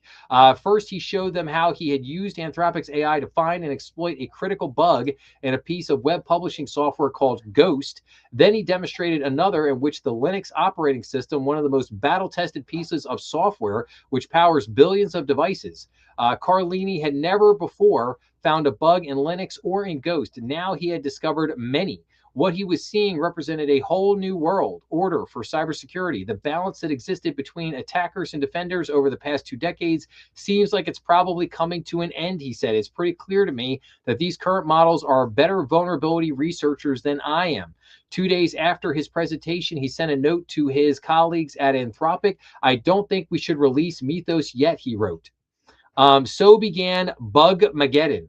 A realization among security professionals and a community of hackers like Carlini that finding bugs and writing software to exploit them has become dangerously easy with AI. Last week, Anthropic released an update to Mythos called Mythos 5 and a product called Fable 5, a version of Mythos defanged with safety measures. Now, it was the White House's turn to sound the alarm, and on Friday, the administration banned foreign governments, companies, and individuals from using Fable 5 and Mythos 5. Anthropic shut off access to everyone to comply.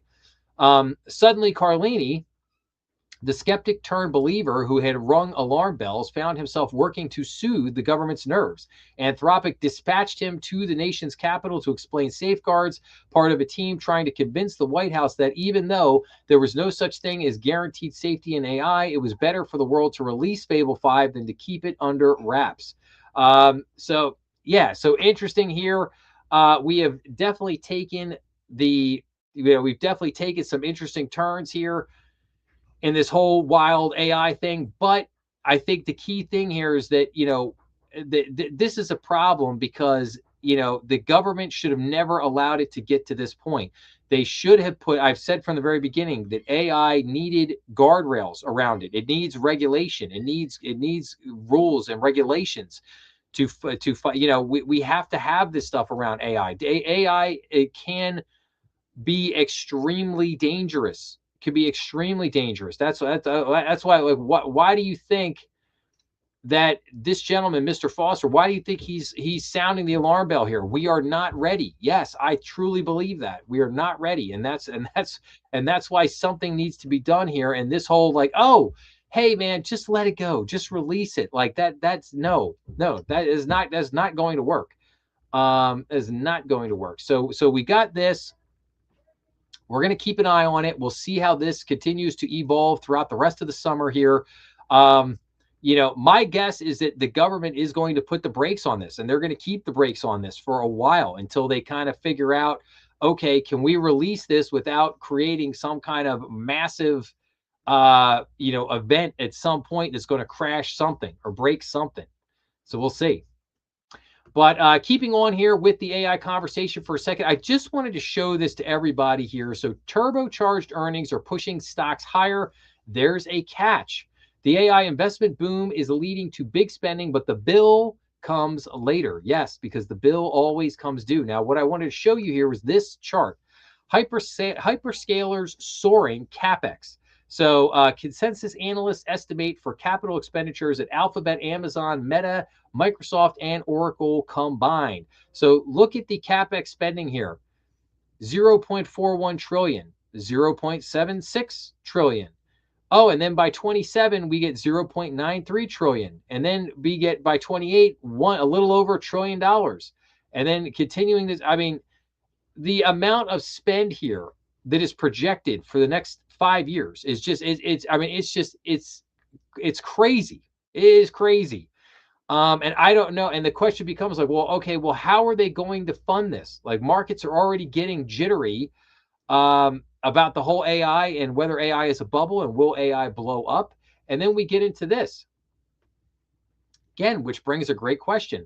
The AI boom's hunt for cash hits a new corner of the bond market. So volume in convertible bond market has soared to the highest level since the start of the COVID-19 pandemic. So this is now the AI guys, they're scouring every inch of the financial markets, trying to find anybody, anything, anywhere that could give them the capital they need to carry out this insane capital expenditures right here.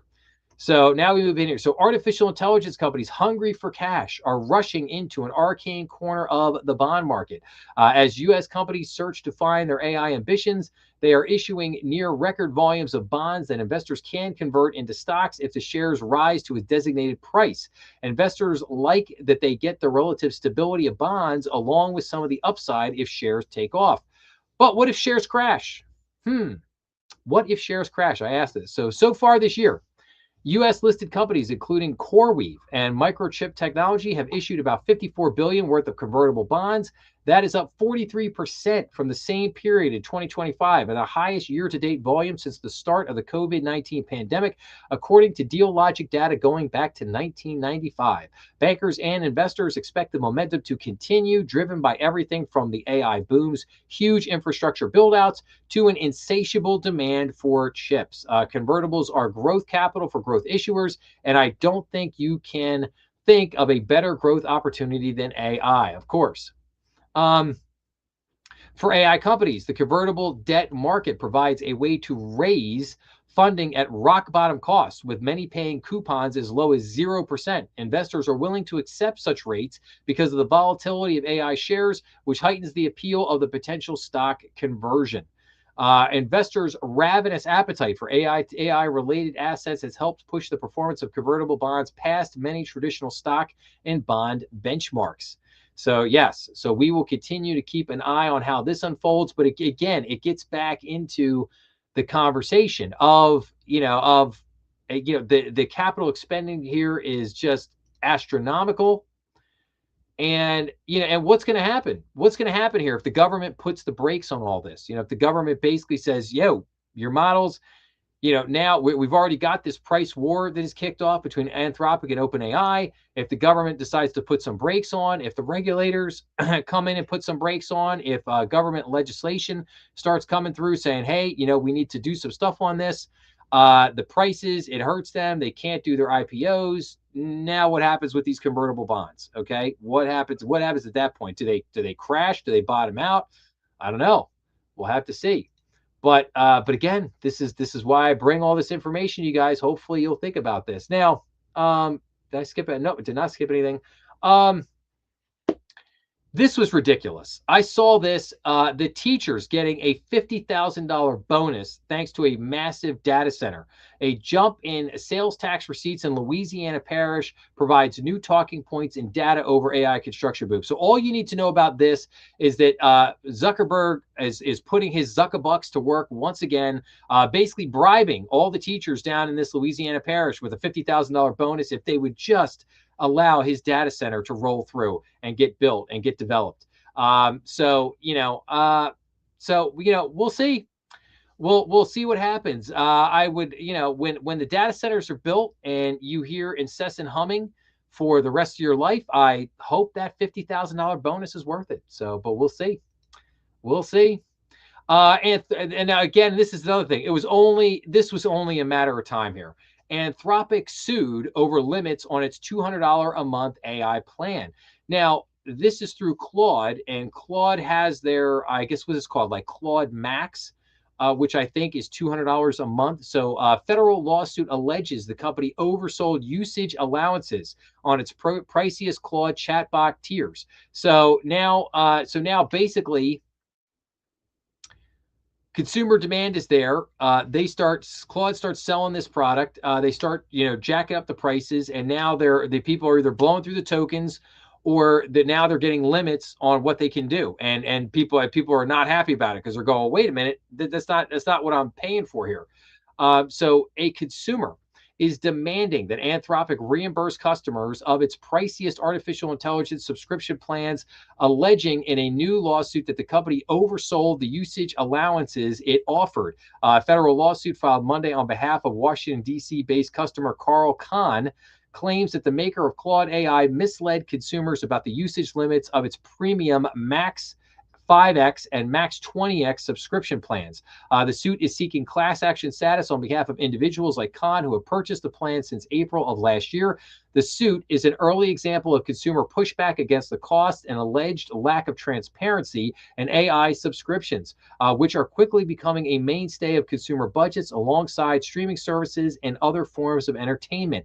Anthropic's Claude AI offers free and paid generative AI chatbot services for users, with the amount of computing power increasing with the cost of each plan. Its cheapest paid subscription for individuals, Claude Pro, costs $17 to $20 a month. The company's Max 5X plan costs $100 a month, and its Max 20X plan is double that.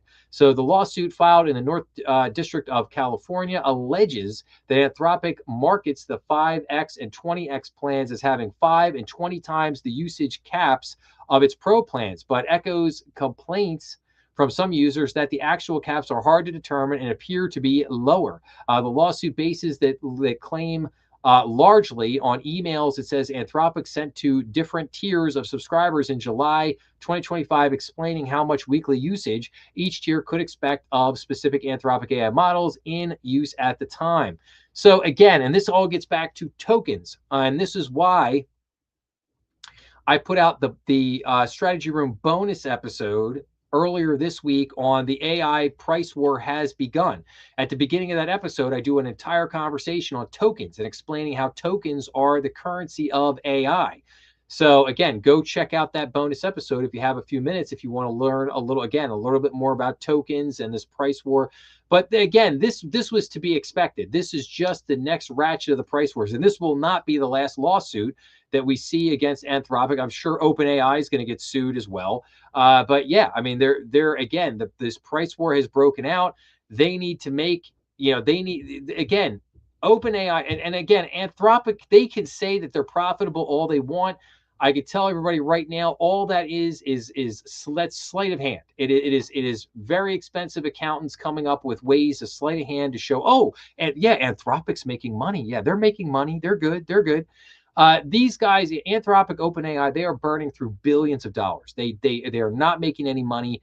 But in other words, if they're going to have an IPO, though, they have to be able to show a path to profitability. That's the key, to show not be profitable, but show the path to profitability. And all of this stuff, I think, is going to make it extremely difficult for them to show any kind of a path. Or, when the lawsuits, government coming down on them, lawsuits, the price war in between each other, it's going to make it very difficult for these guys to get there, I think, at the end of the day. But hey, man, Wall Street might, they're like a wounded, so they're going to throw them over their shoulder, like a wounded runner. They're gonna throw them over their shoulder and carry them across the racetrack. Wall Street's like, we're getting that IPO. We're getting that IPO. We don't care what happens.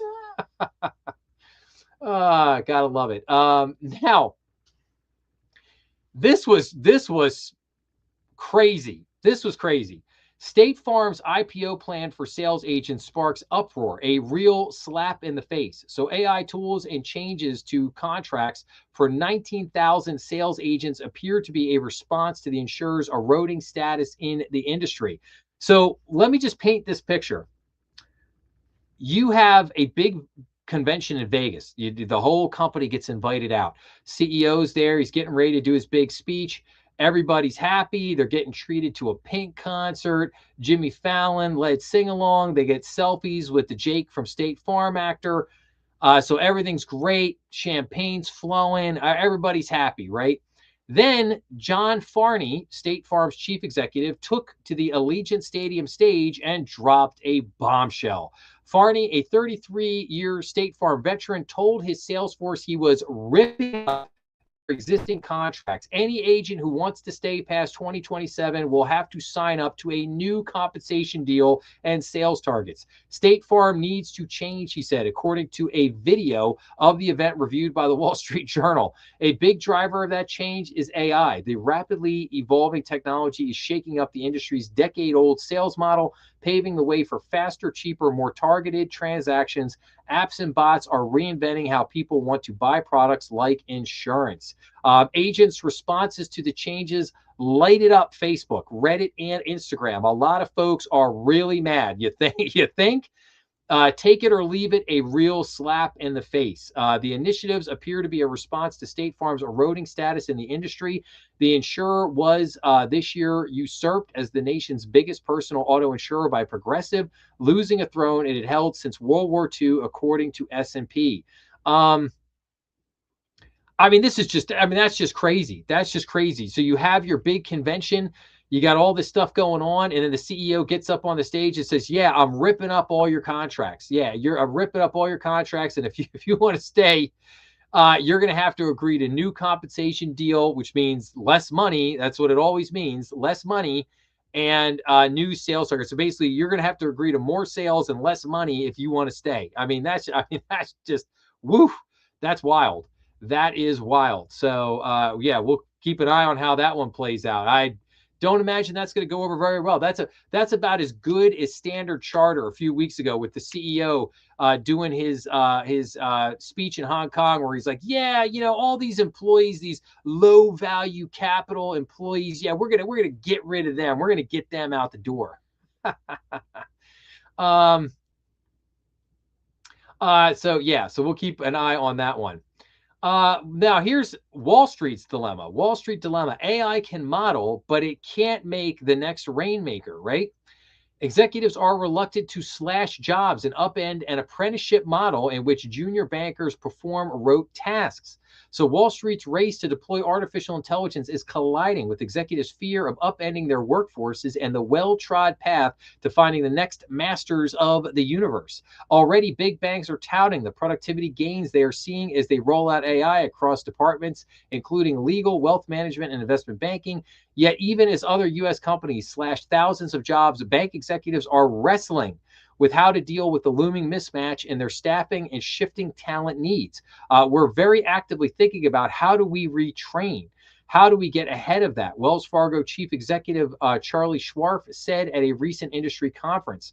AI's march across Wall Street, meanwhile, is accelerating, with banks using it to speed up underwriting for commercial loans, generate drafts of regulatory filings, and review coding for back-end technology. AI agents are also being put to work in relationship-driven businesses such as wealth management.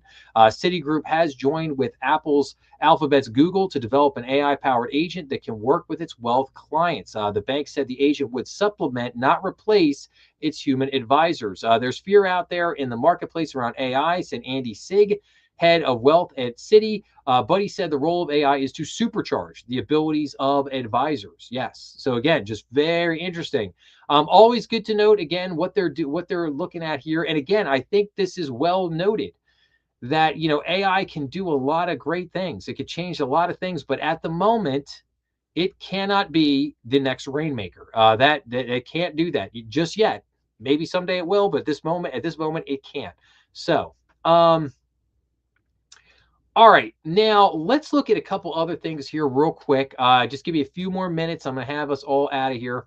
So, U.S. regional banks deploy AI for fraud and efficiency, but flag rising costs. So, U.S. regional bank executives said AI is reshaping how they manage expenses, detect fraud, and generate revenue. The executives outlined their uses of technology in conference presentations held June 9th through 10th, though several also cautioned that the technology carries its own costs. So First Horizon Corp CEO basically said AI is most immediately affecting the bank's fraud operations, in which tools are being used to identify scam patterns, including compromised client emails. The goal is for AI to be net neutral to costs, with revenue benefits coming from faster underwriting cycles and more targeted marketing lead generation. Early on, there was a lot of conversation or expectation that AI was going to take all these costs out of the system, and it was just going to fall to the bottom line. There is a cost to running AI. Yes, that reality is now coming in. Flagstar Bank has deployed an internal AI tool, Star IQ, with 89% utilization among employees. We want to continue expanding how our people are using it. We've kind of had people go from Google to an AI tool, but really we want people to use it for contract reviews, financial analysis, all those things available to people that use it. Flagstar has removed more than $700 million in annual costs over the past 18 months. The company is continuing to invest in AI applications across financial statement spreading, credit memo underwriting, and quality control. Pinnacle Financial Partners has employed 16 internal AI agents focusing on banker and enablement, conversion support, and efficiency. We have made many use cases that we've already deployed, things like anti-money laundering, Bank Secrecy Act compliance, things like appraisal review, and it's going to make us more efficient. If people are concerned that agentic AI is going to disintermediate Pinnacle, it's actually going to make us stronger, because I can tell you that clients value relationships, not just the price on the deposit. Let's see here. I was looking for something else here. Ashbury said the company is weighing AI deployments through a cost benefit lens, citing concerns about token usage costs and the need for measurable hard cost reductions or revenue gains, including shorter financing cycle times. We need to make sure that we're not simply running up our expense base, Ashbury said. Yes, so I agree with that one wholeheartedly.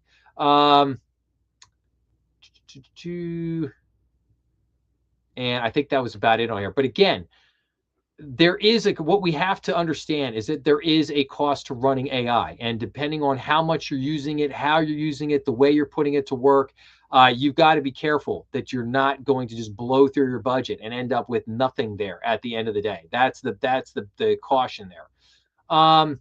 All right, and then this one was really, so higher rates reignite unrealized losses at U.S. banks as U.S. banks revamp securities portfolios. So again, I've talked about this a lot over the last couple of years, just the unrealized losses in banks' bond portfolios. This is nothing new. It's been hanging over banks' heads for a long time. But I've been saying that, banks really need to take care of this. They need to, a lot of banks are out there just kind of dragging this thing out, and it continues to just hang over their heads. And it continues to rear its ugly head. And these are still very big numbers. They've come down but they're still big numbers. U.S. banks continue to reposition their security portfolios in the first quarter, seeking higher yield and greater balance sheet flexibility as rising interest rates renewed pressure on bond valuations. Accumulated other comprehensive income, otherwise known as AOI, which captures mark-to-market changes in available for sale securities portfolios, deteriorated to a negative 152 billion in the first quarter, entering a four-quarter improvement streak, while unrealized losses remained well below the peak of negative 337 billion in the third quarter of 2023. The reversal underscores the industry's continued sensitivity to higher rates. Yes, so this was basically a side effect of the Federal Reserve increasing interest rates back in 21 into 22, or was it 22 into 23? I'm drawing a blank at the moment. But anyway, this was a side effect of the Federal Reserve increasing interest rates. And now this has been negative. This has been negative, very large numbers for a very long time now, since 2023.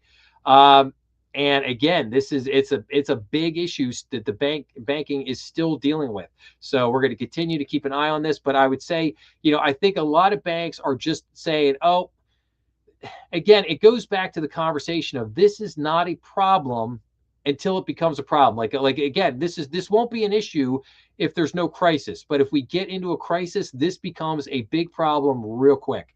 So, and again, I think it's best for a lot of banks out there to it's been a couple years now. So bite the bullet, take the loss, reposition your bond portfolio and move on. And then that way, if something happens, you're fine. You're prepared. You're ready for it. No big deal. Anyway, all right, but we'll keep an eye on this one. So,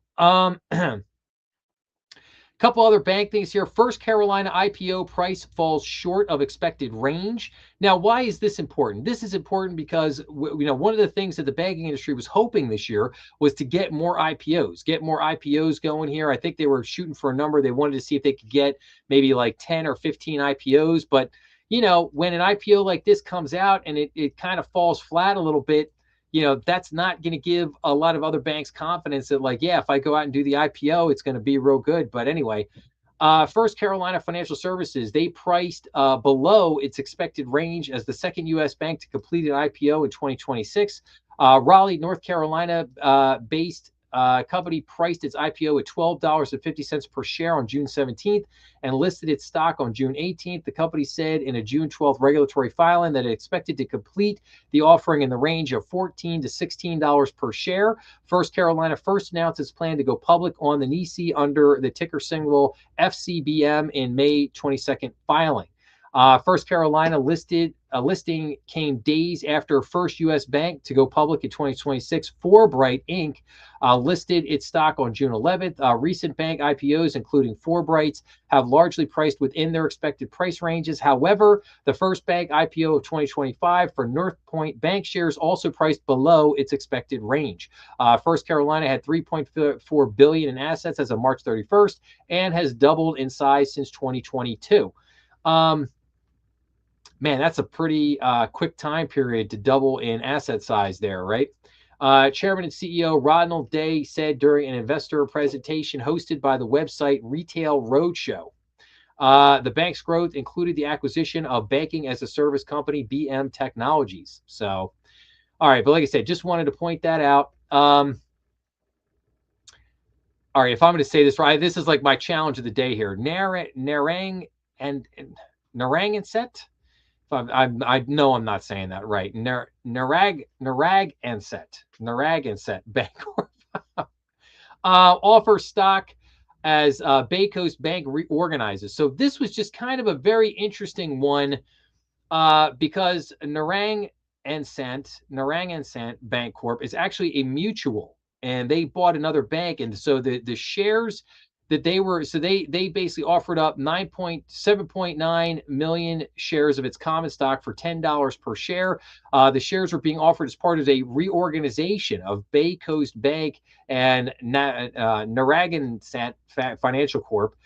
Into a two-tier holding company structure with all right, I'm just going to call them NBF, okay? NFC.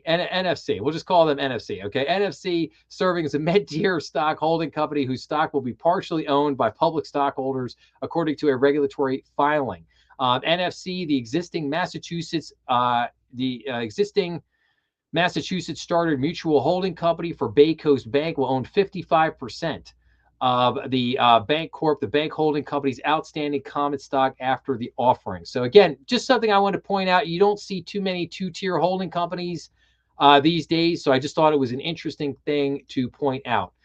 Then we get United Community Trading, net interest margin for credit quality and or trading, I should say, they're trading net interest margin for credit quality. So what did United Community Bank do? Well, they sold off Nevada's Credit Corp. They sold off a subsidiary through the sale of the equipment financing business.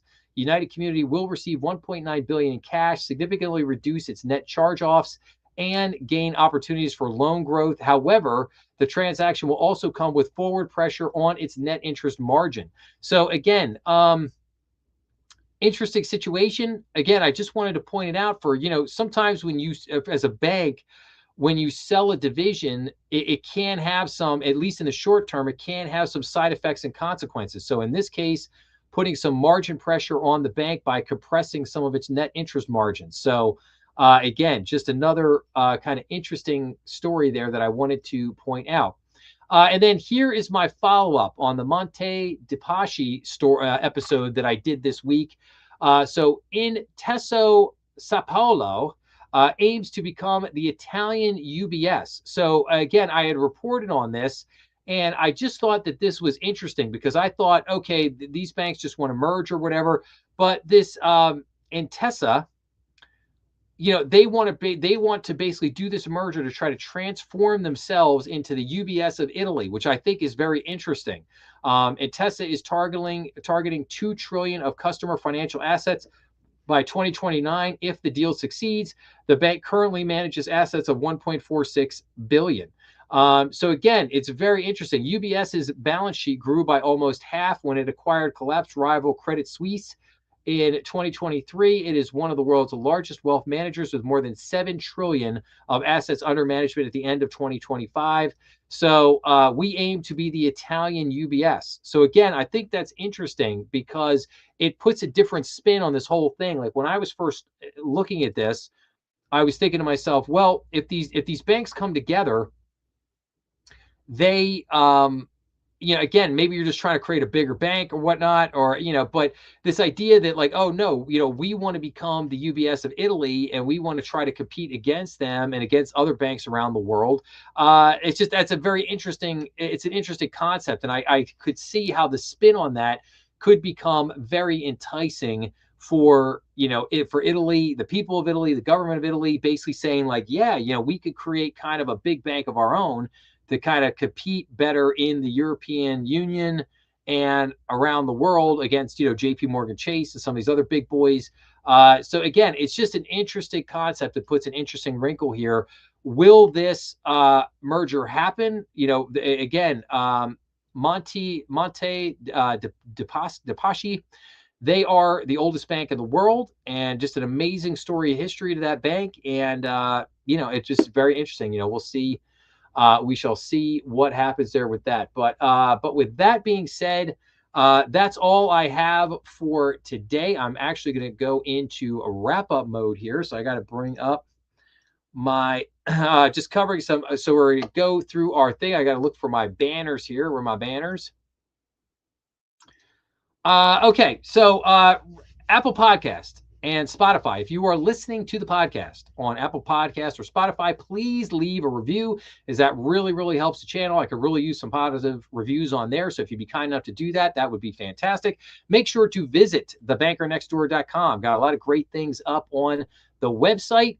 If you would like to reach me, you can send comments, questions, or topic recommendations to info@thebankernextdoor. That's how you get a hold of me. info@thebankernextdoor. If you want the latest and greatest news, make sure to subscribe on YouTube. If you are a channel subscriber, you will get all the latest and greatest posts from me, like the fact that I changed Strategy Room to 2 o'clock today as opposed to 8 o'clock on Saturday nights. And I always put out what I'm going to cover in the episode that week. I always put out what weekly episodes are coming out, so make sure to subscribe on YouTube. You can follow me I am up on Getter X and Truth Social. I will tell you, I spend the majority of my time on X, but if you want to follow me there, you can. And the BND Strategy Room, just remember, we are on YouTube, Rumble, and all major podcast platforms. We run episodes every Monday through Friday at 12 noon. And then the BND Strategy Room live stream is every Saturday night at 8 p.m. So now let's go to our story of the week. And then I also are going to do our quote of the week. So, story of the week here is market capitalization. Market capitalization refers to the total dollar market value of a company's outstanding shares of stock, commonly referred to as market cap.